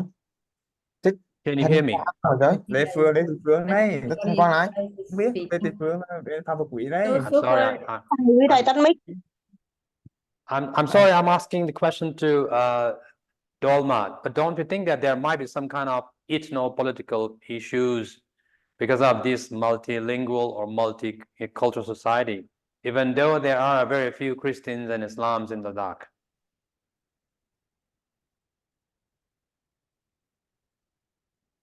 Can you hear me? Don't mind your sound. You have to open your mood. Yeah. Click the mood. Oh, okay. Sorry. Yeah. We have a little portion of Christianity, but the population of Islam is now bigger than the Buddhist. But so far, we haven't encountered any conflicts among Okay. these religious communities so far, because culturally we are very peace loving as we are Buddhists. So Okay. the people who have migrated or invaded us, they naturally adopted our culture and they are very peace loving. All right. Yeah. And I also want to ask, and I think so many people they confused about the dress, the Dress. robe. Yes. Yeah. Why Tibetan or Ladakhi they wear the robe different Theravada? Yeah, because I think when Buddhism went to Tibet, they adopted the Mahayana tradition. So in Tibet, the environment is not like India or Thailand. It's very cold. So according to the geographical situation, location, they have to adapt to different kind of robes, I think, that keep them warm. So Buddhism in Ladakh came from Tibet. So we are very affiliated with Tibetan Buddhism. Although it is said that the first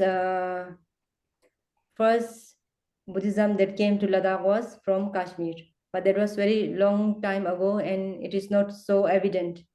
We don't have many proofs, except for few inscription and one stupa in Sanskar. All right. Now I want to ask a question to Van Navarro from Indonesia. I think the one who translated Sheikh. Can you hear me, sir? You should click your mood. Yeah. Okay. All right.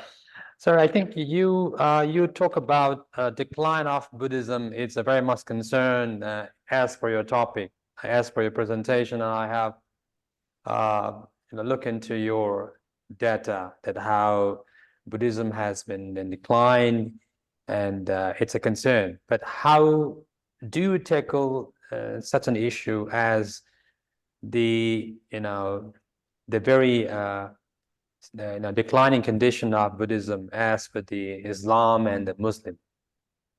Yeah. Thank you. We have done our best, through a lot of activities, the government through the Director General of Buddhism does their thing, and the private sector, including us, has made a lot of efforts.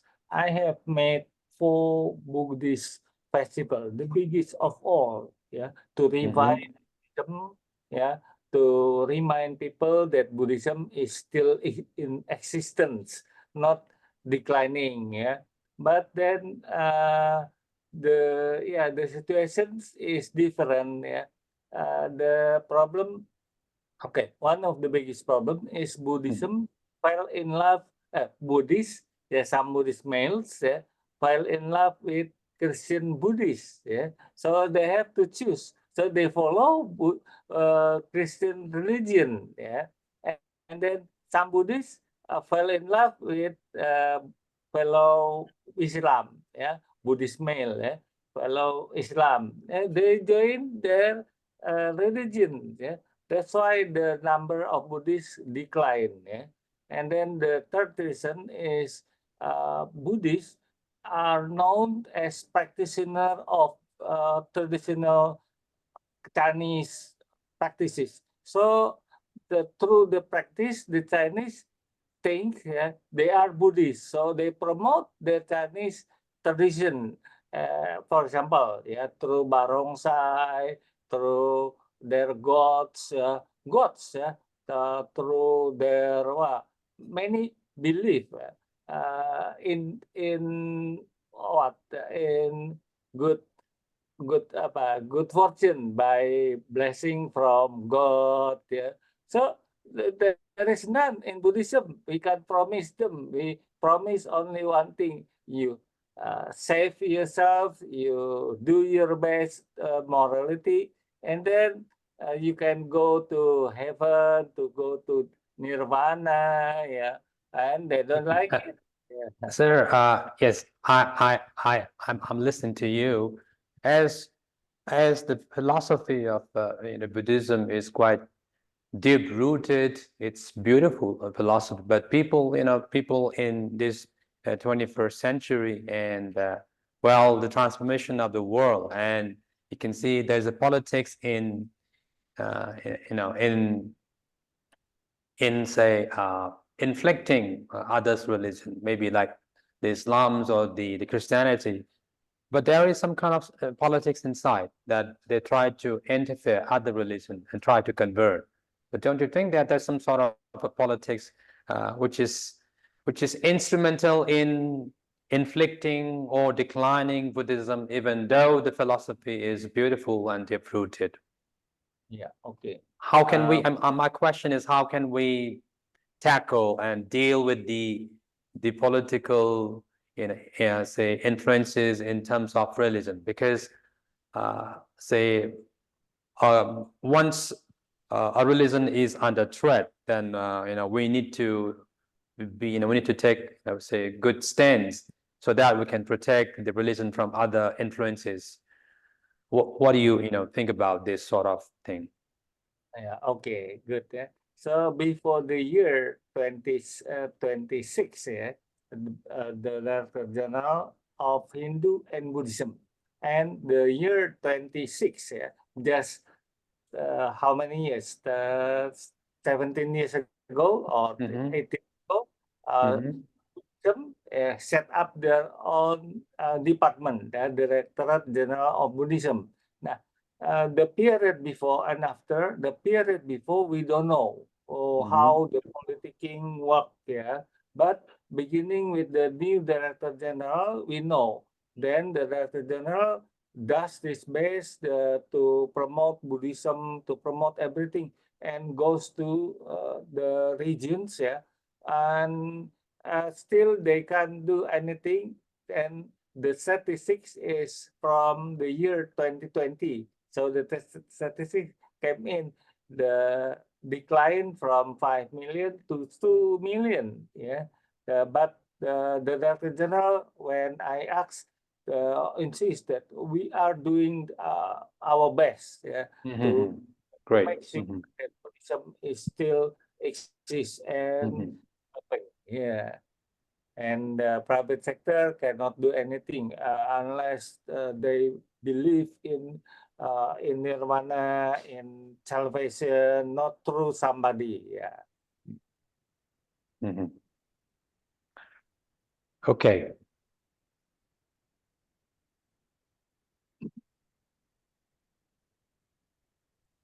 I have a question to Dr.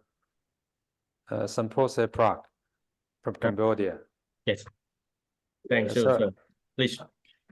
Well, I as you pointed out at the conclusion that how philosophy of Buddhism, which is very much say concerned and concerned with your society, concerned with your tradition, concerned with your culture, that how Buddhism has been, reshaping your culture, reshaping your beautiful tradition. I think you mentioned a place, Kamar. I don't know how to pronounce it. Maybe. Yes. Now, the philosophy of Buddhism has been retaining or has been, say, Yes, protecting all aspects of life in the people's as you refer to culture, tradition, and education. But don't you think that nowadays some say modern youths, they become say more say more modern, and they sometimes forget the beautiful culture that they have been following the Buddhistic tradition or Buddhist doctrines since time immemorial. And now the youths especially, they are very much say vulnerable to affect Western tradition and Western influence, as the world has become globalized and the world has become globally interconnected, and say they become say imitated. I mean, they try to imitate or they try to imbibe certain Western cultures due to this globalization impact.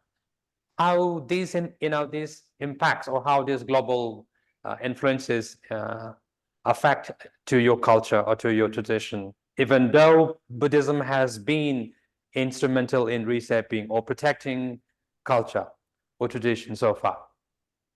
Yeah. Yes, sir, to great. Thank you for your coordinator. Yes, that's great. The question, I think it is the what's the question, the middle very big the question, but I will try answer to you in the narrow down based or more specific related to my topic. Yes, the first of all, I would like to share the some point at the first use as related and how that affected from globalization. I'm really actually there's my young generation has that's get easy to receive from other factor. Yes, and now and move to the Buddhist ethics. The Buddhist ethics, the most important thing that reshaped my culture from the ancient time until now. Yes, right. And particularly about that, we can the bring this move to the practice of 5 precepts. 5 precepts. We look back in the past. They all the concept from the Buddhist ethic to support my culture. Yeah, that to pertaining of this role model. This is more important thing. So I will summarize. There are 2 points. The first point that the Buddhist ethic move to the reshape to my culture, and the second point, the mean this monastery to preserve the Khmer culture as well. Like I said in my presentation at the moment, they said that this temple to keep. Yes, you mentioned that. You mentioned that. Or preserve the culture. Yeah, all the theory they keep into the temple from ancient time until now. But now to get the second question relate that how to improve or to promote this theory again or reshape again, especially to young generation or youth. Yes, and why lack of understand well for my generation in terms of the first of all related globalization factor that to push this, and the second point need to improve our education. And right now, all ministries of education to improve gets better than if we compare to the last decade. In terms of our my country has got the war. It means that conflict, but now improve if we compare last decade. I think. Yeah. So what that monasteries that held this society the through or via Buddhist ethic. The first to bring this Buddhist ethic into educational sector. This is one more thing. And the second, all the Buddhist monks, especially temple or monastery, to awareness or to promote this theory, especially Buddhist ethic into real society. Focus on the use-based approach. It is a more important thing. Yeah, thank you. Right, sir. Thank you, sir. Thank you very much for your answer. I think I was expecting a good answer in the sense that how how you tackle or deal with the changes, of time as globalization has been, invading us in different forms, ก่อน and how เช็ควารสารที่พี่ปูนหา and ข้อมูล you have beautifully explained that how Buddhist ethics take the role of re-nurturing or inculcating the youth's mind, and the role of the monastery, even though globalization has given certain impact in our society. Thank you. Yeah, thank you, sir. Thank you. If anyone has any question, please ask question. There is Yes, Jeff, now we have to link certificate access. okay. Someone who is want the certificate can to access and fill the name, fill the some access in the link. I put in the chat already. Okay. Yeah, I have seen that. Yeah, continue. I think I have one more question to Dolma. Are you there? We have Vietnamese and Okay. Burmese. Okay. Yes, I'm here. Okay. Now,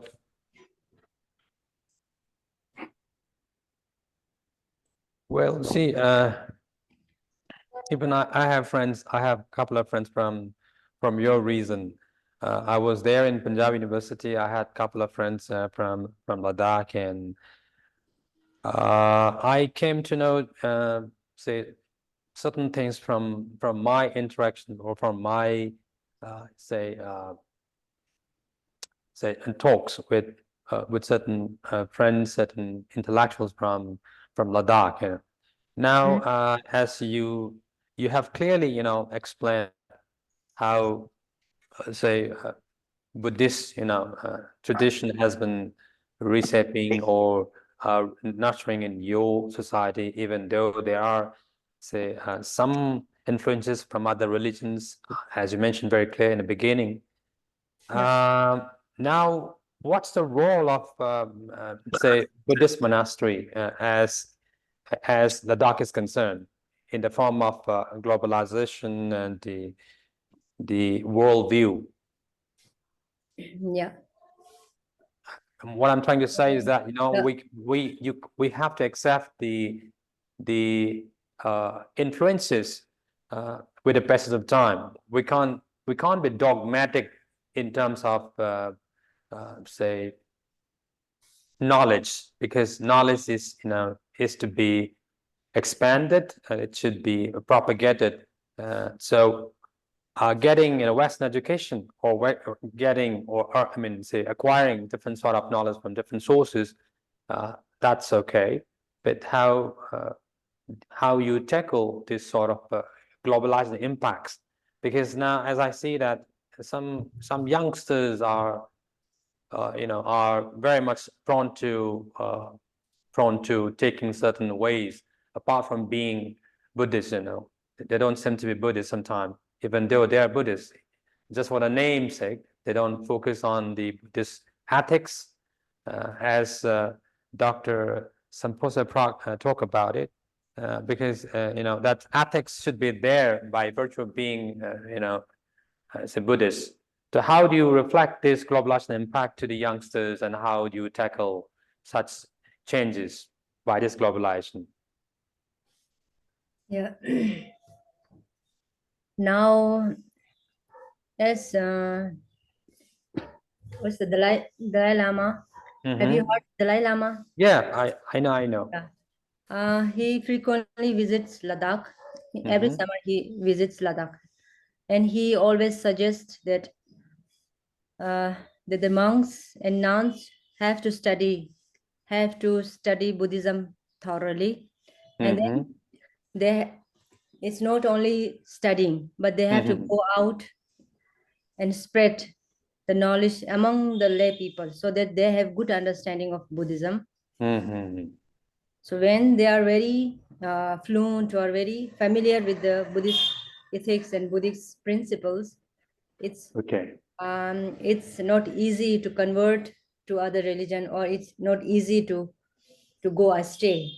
So the main purpose of the Buddhist monasteries today is to take the Buddhist knowledge outside the monastery and spread among the communities.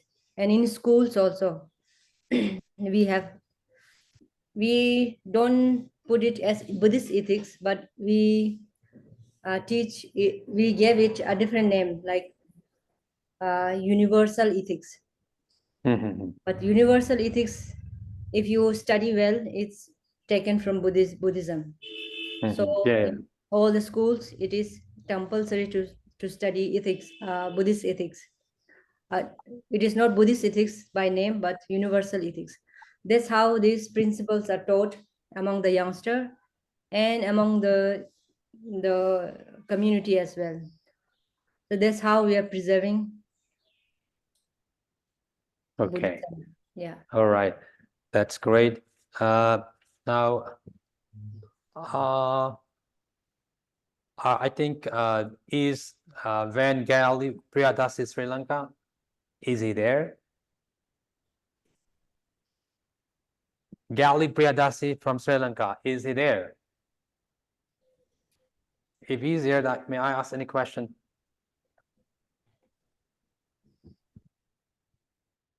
I think perhaps he's not there. He's not here. Okay, anyway. Okay. Vietnam and Burmese. Burmese, all right. I have a question for say Terry Tek New Van Tien from Vietnam. Are you there? I would like to ask you a question. Yes, sir. Please. Yes. See, so you have crafted well in your presentation.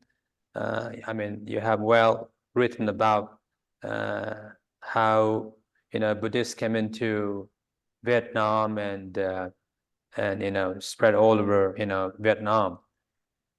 Now my question is very simple, not technical. How do you perceive religion as an instrument to bring peace and harmony in this conflict society? As you can see in this world, there is a war in Palestine, there's a war in somewhere else, in Russia. I mean, I'm talking about Ukraine-Russian war. There are lots of issues and conflicts everywhere happening because of certain reasons. But how do you take religion as a sole means to resolve this societal or this conflict?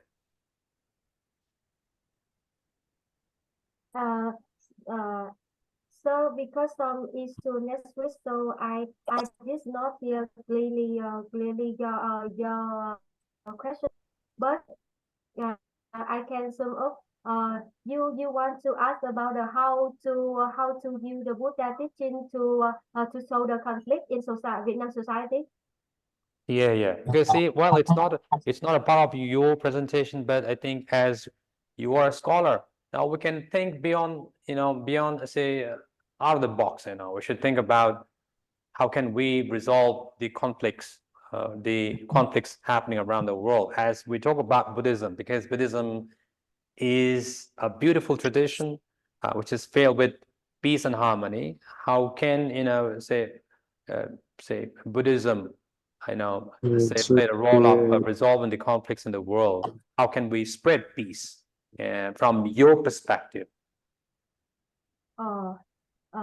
In my opinion, the teaching of the Buddha teach many times more for the developed mind, clean the mind, and for the harmony relationship between people to people, the country to the country, and one method to develop mind, the wholesome mind, I think this is we need to spread the Vipassana meditation. This is very important for I think it's very important in Buddhism. We should spread the Vipassana meditation on the world when everyone and มองថា everyone ម៉ោង 10:50 ឥឡូវម៉ោង 10:50 ខ្ញុំចូលទៅអត់ឃើញ Okay, yeah, please carry on. When everyone can offer to can have opportunity to know about this meditation. Okay. They have to practice, and the mind can develop and clean the impurity mind. Mind is what's the clean? Then hatred, envy, or the bad behavior will disappear. This is one of the kind to grow friendly between people to people. And another thing that is we should develop compassion. When we have compassion, then we will think about the benefits of other, not only for us. We will think about what is the benefits of the animal, what is the benefits of the other, what is the benefits of the society. Then we will do any action is meaningful for us and for other people. Beautiful answer. Well, see, I'm coming back to Dr. Sampose Prak. Well, this question might not be relevant to your topic or your concern, but being a scholar, you can share your views as I think of let's say Buddhistic tradition or Buddhist ethics, as Dharma talk about how universal ethics are being propagated or being taught or imparted to the students at school, and the role of monastery, as you talk about. Now, see, the world has become a place where people are being greedy, and people are hunger for power and fame, and we fight each other by conquest or by force, Now some people are there to fight for what? To fight for, say, land. They fight for religion. Well, there are fightings amongst Christianity and Islam, and much more. Now my question is that how Buddhists played a role of restoring peace globally. How can we think beyond that? How can say this Buddhism can play the role of restoring peace in the world as a whole? As we stick to the topic is Buddhistic art. Now today we have talked about much more beyond the Buddhistic art. You talk about culture, tradition, and much more. So I'm just trying to figure out how say Buddhism can help to restore peace in the world. Yes, that's a great. Your question is very good and profoundly question related. This we have to take more time to respond that answer by this question. But I will try by this in the summary related this your a beautiful fashion right now on, and how to be restored the peace. It is a more very important in the world. And now right now on, the world is to be under get worse from the war conflict and geopolitical factor from the superpower and like the Russia and Ukraine and the Middle East at now on. But I think the Buddhist ethics that is a central factor to connect from that internal into outside world. Internal here refer to what? Refer to the mind, because Buddhist thought always to regard as how to control the mind. Because everything in the world foreigner by the mind. It means that lead by the mind. So to train the mind, the most important thing. If the internal factor and we calm down the mind, I mean to in the peace, internal peace, it means that to awareness to outside. That means starting from internal move to outside world. So the peace possible. In terms of starting from the train the mind, our mind first, because our mind always to get defilement. Yeah, it means mental defilement. So and how that would be to suggest our that the first one we had to control our mind, and second point we had to control our activity. In terms of our activity, our mind, I mean to this point to lead the world into the chaos until now. Yeah, for example, exactly from the world right now on that rivalry each other, especially superpower and the regional power as well. Yeah. So in terms of my research, I found that the most important thing, I still regard as a Buddhist ethic,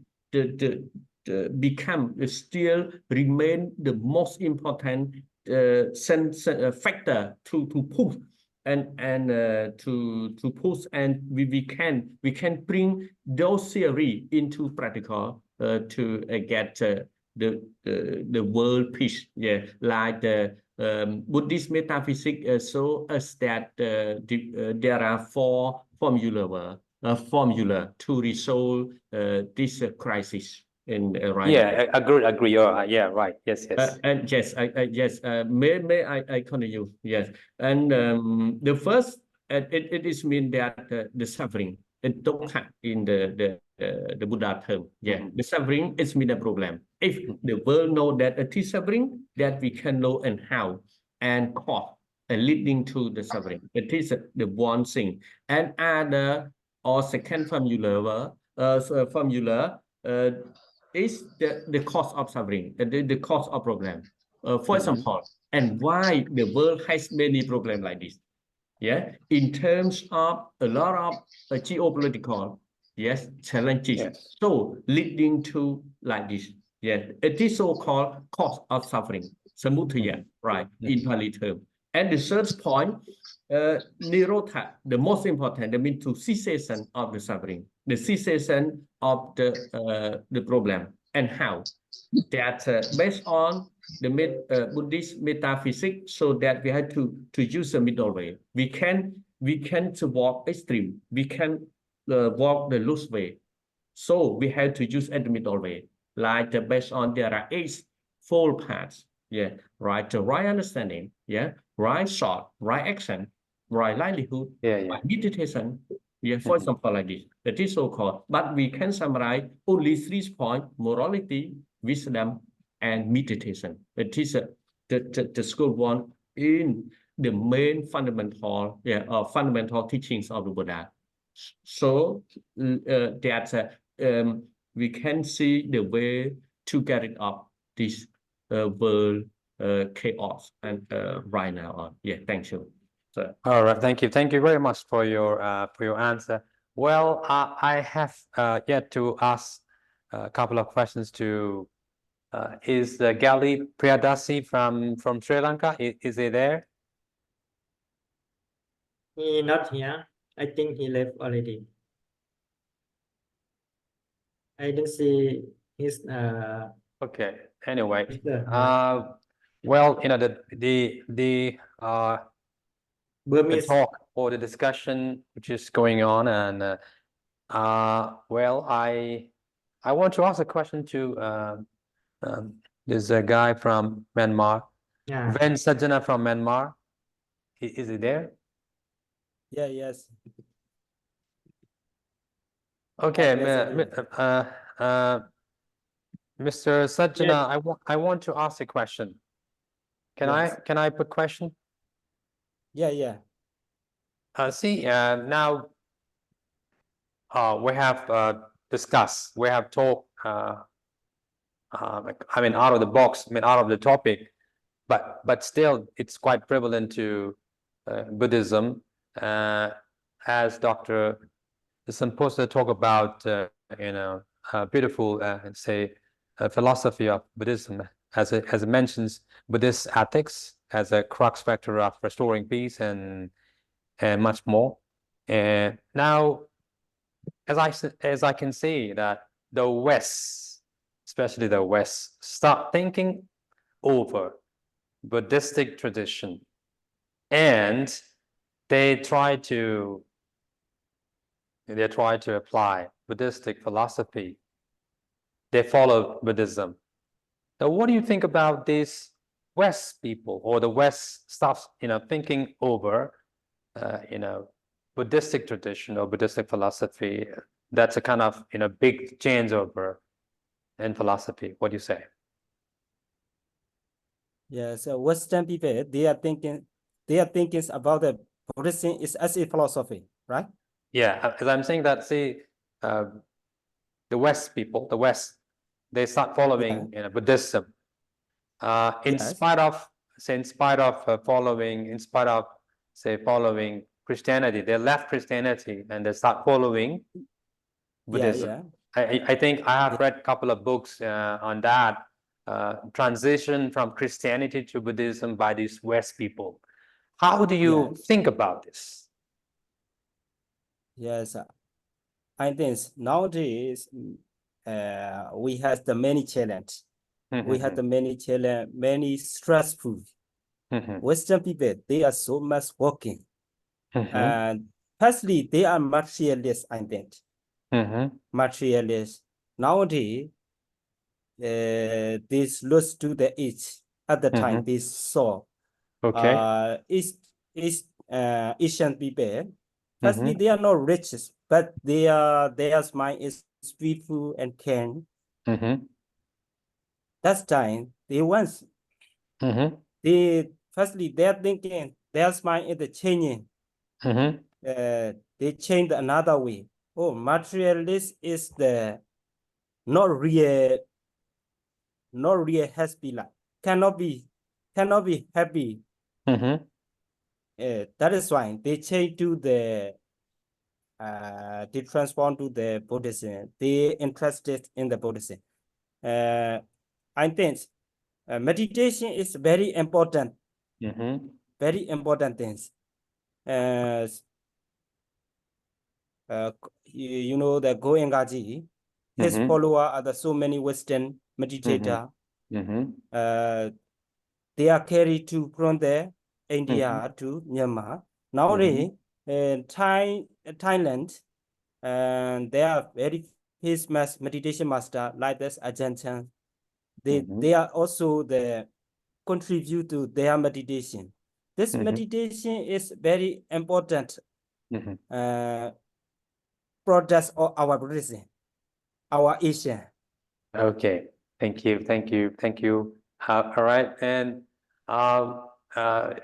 I think once Dolma talk about climate change, is he there? Let me ask another question. Perhaps I think you could link up with that. Is Dolma there? Yes, I'm here. Okay. Now, climate change is definitely an inevitable concern for each one of us, despite you follow Buddhism, Christianity, or Islam, because after all, we're all human beings. And now, when we are born, we are born with certain, instincts to protect our belongings, as the world is, in danger, and we're living in such a world which is not safe for anymore. In this very context, how can we apply Buddhistic ethics? Can we apply Buddhistic ethics or Buddhist ethics as a savior of climate change in the world? Now, as we talk about climate change, climate activists, Sonam, and even I read about it on newspaper that he is a great activist so far, and he has been working hard enough to protect climate change in his own ways. But so as I'm just thinking that how can we relate Buddhistic ethics to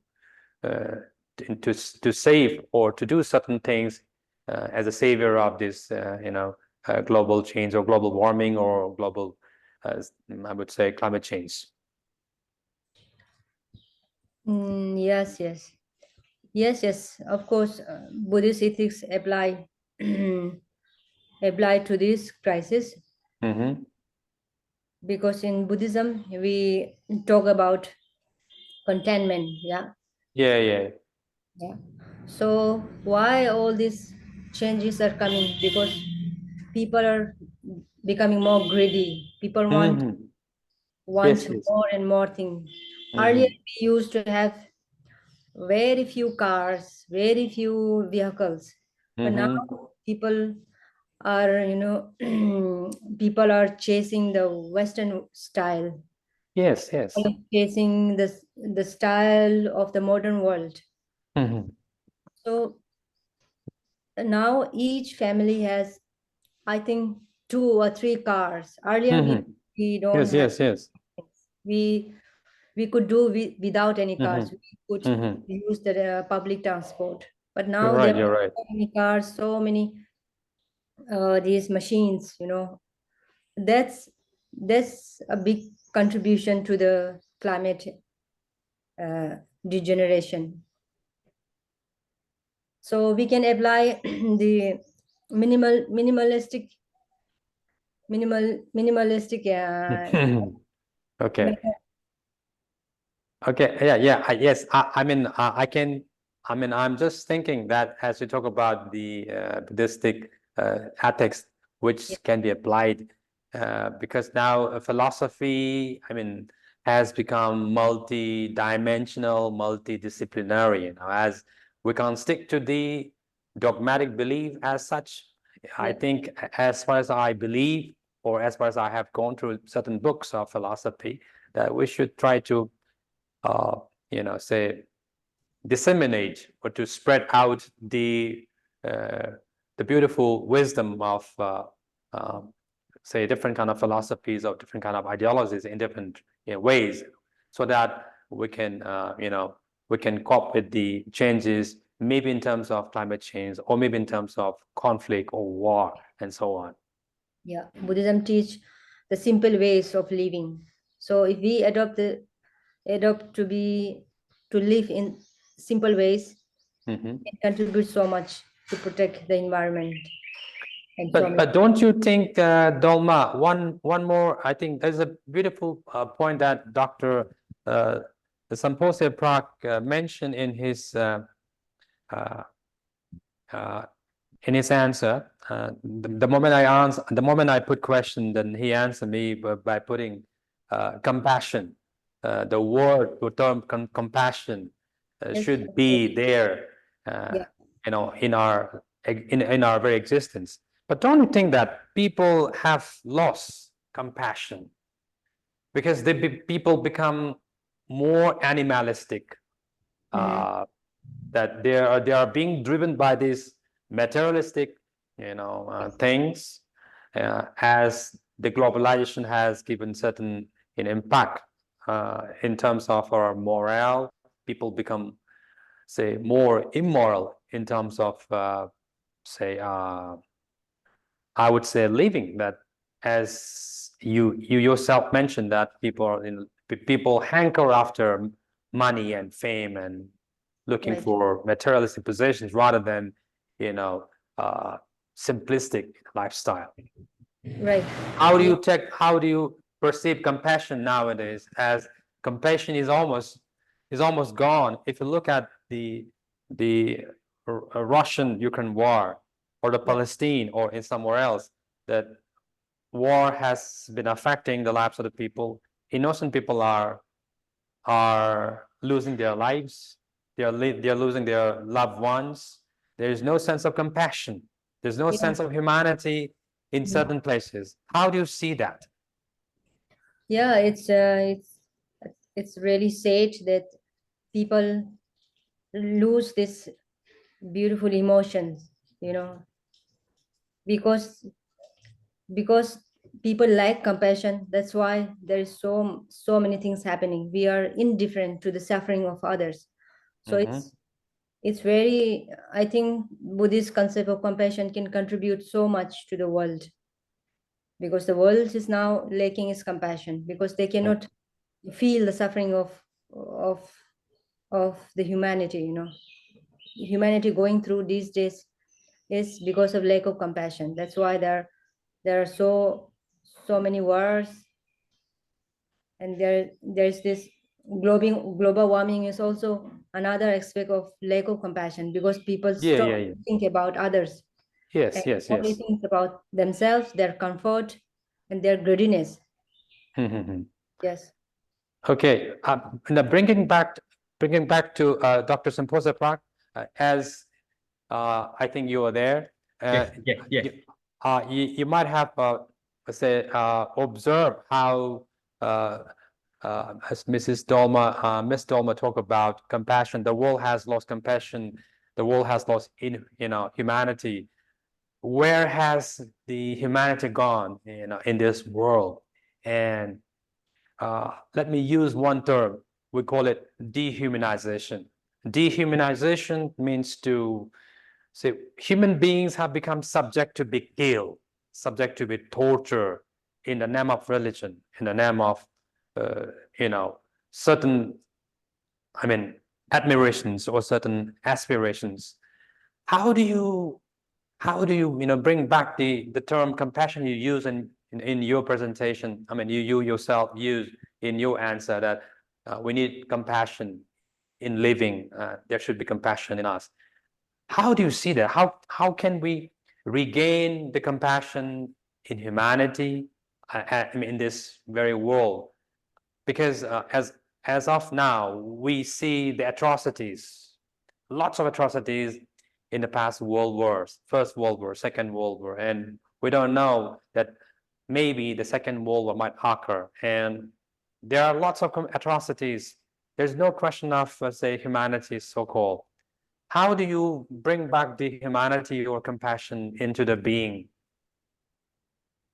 Yes, thank you so much. Very, very beautiful question. That's a great to reflect in the world right now on, right? And how to be restore about this? Yes, based on my point of view, I think that we had to cultivate gradually, from this. This is one point. And after that, we have to cultivate loving kindness, the most important way.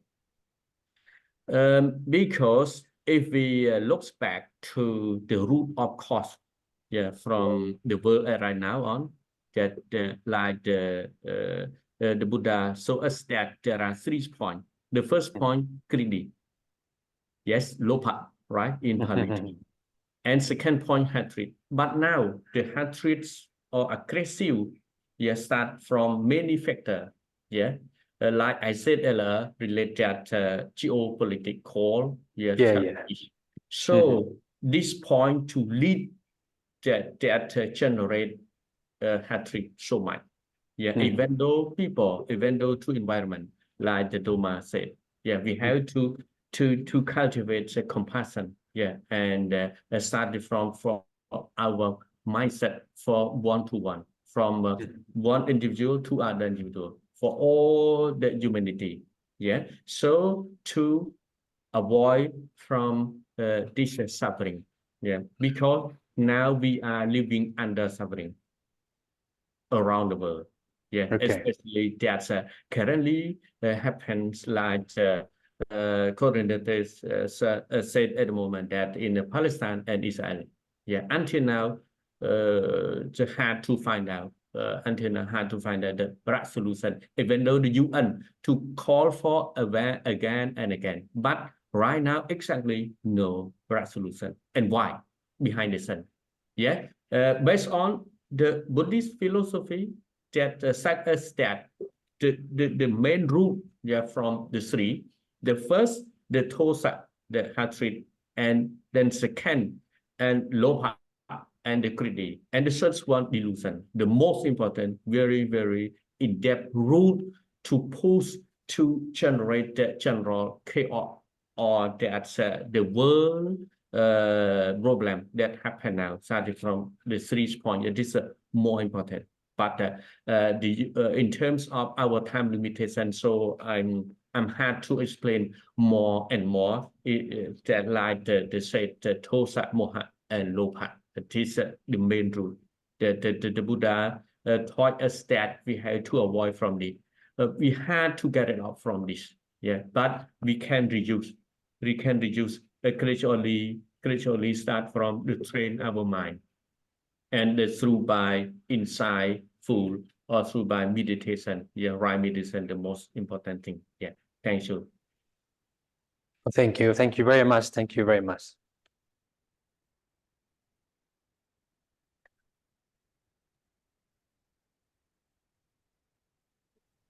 I think some of you are still on. Do not open the camera. Please open camera for 3 minutes, so that I think the data can be taken by the organizing committee or by the organizing university. Now, please open the camera so that you are there, so that we can see you are present. We can take certainly a data for the university that we have conducted this academic session. พระอาจารย์มหาสมัครอยู่หรือเปล่าครับอยู่ในห้องซูมหรือเปล่าครับ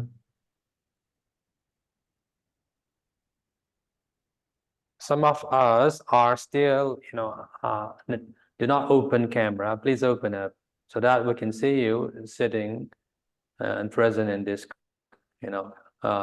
conference, so that we can take a moment for data. พระอาจารย์มหาสมัครครับอยู่หรือเปล่าครับ There's someone who is new NT. I don't know, maybe if he or she is there, I think he or she should open the camera so that we can take a moment for this academic session.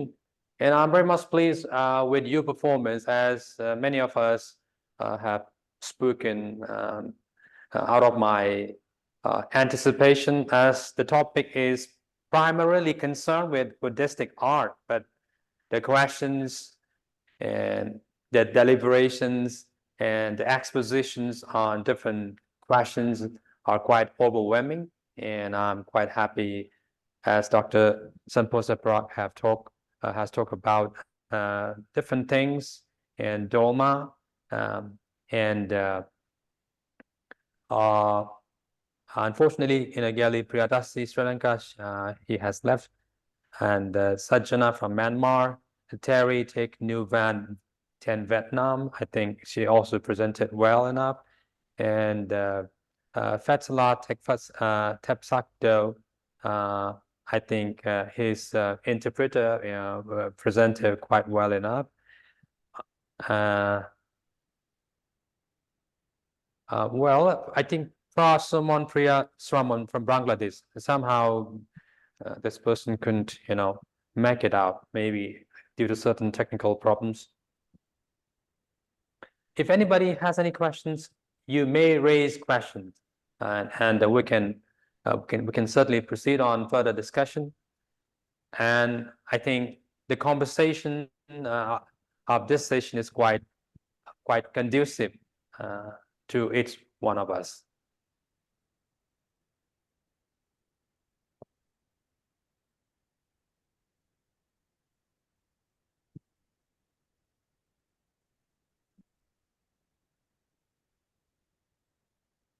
Maybe I think this one.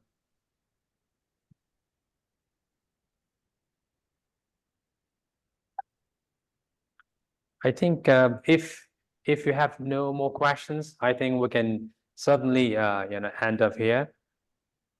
Any question, please? Any questions? No.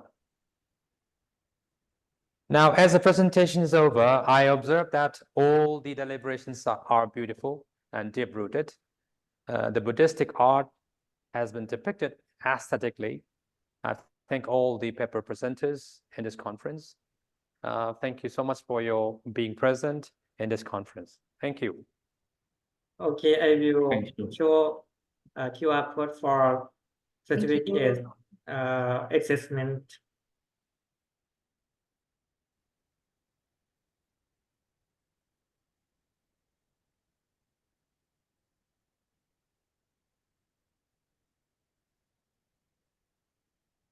I will show this for allow 10 minutes. After that, we will close, because after activity we will close and we will be private to do.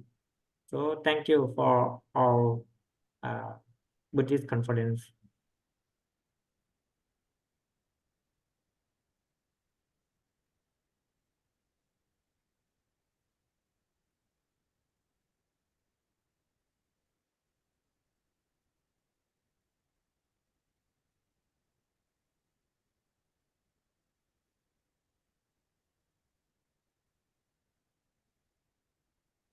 ท่านพานุวิทย์ ครับไม่ครับ ไม่บอกโดมามาเที่ยวเมืองไทยบ้างไหม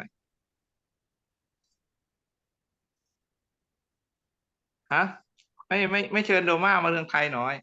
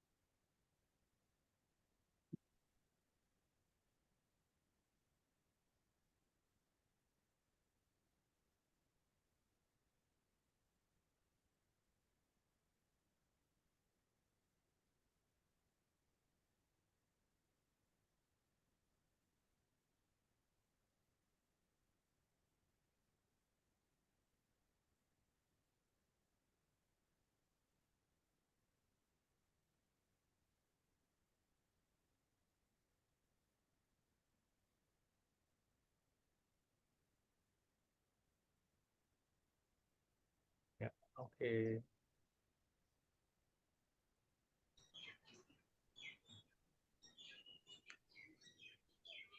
Bye. Yeah.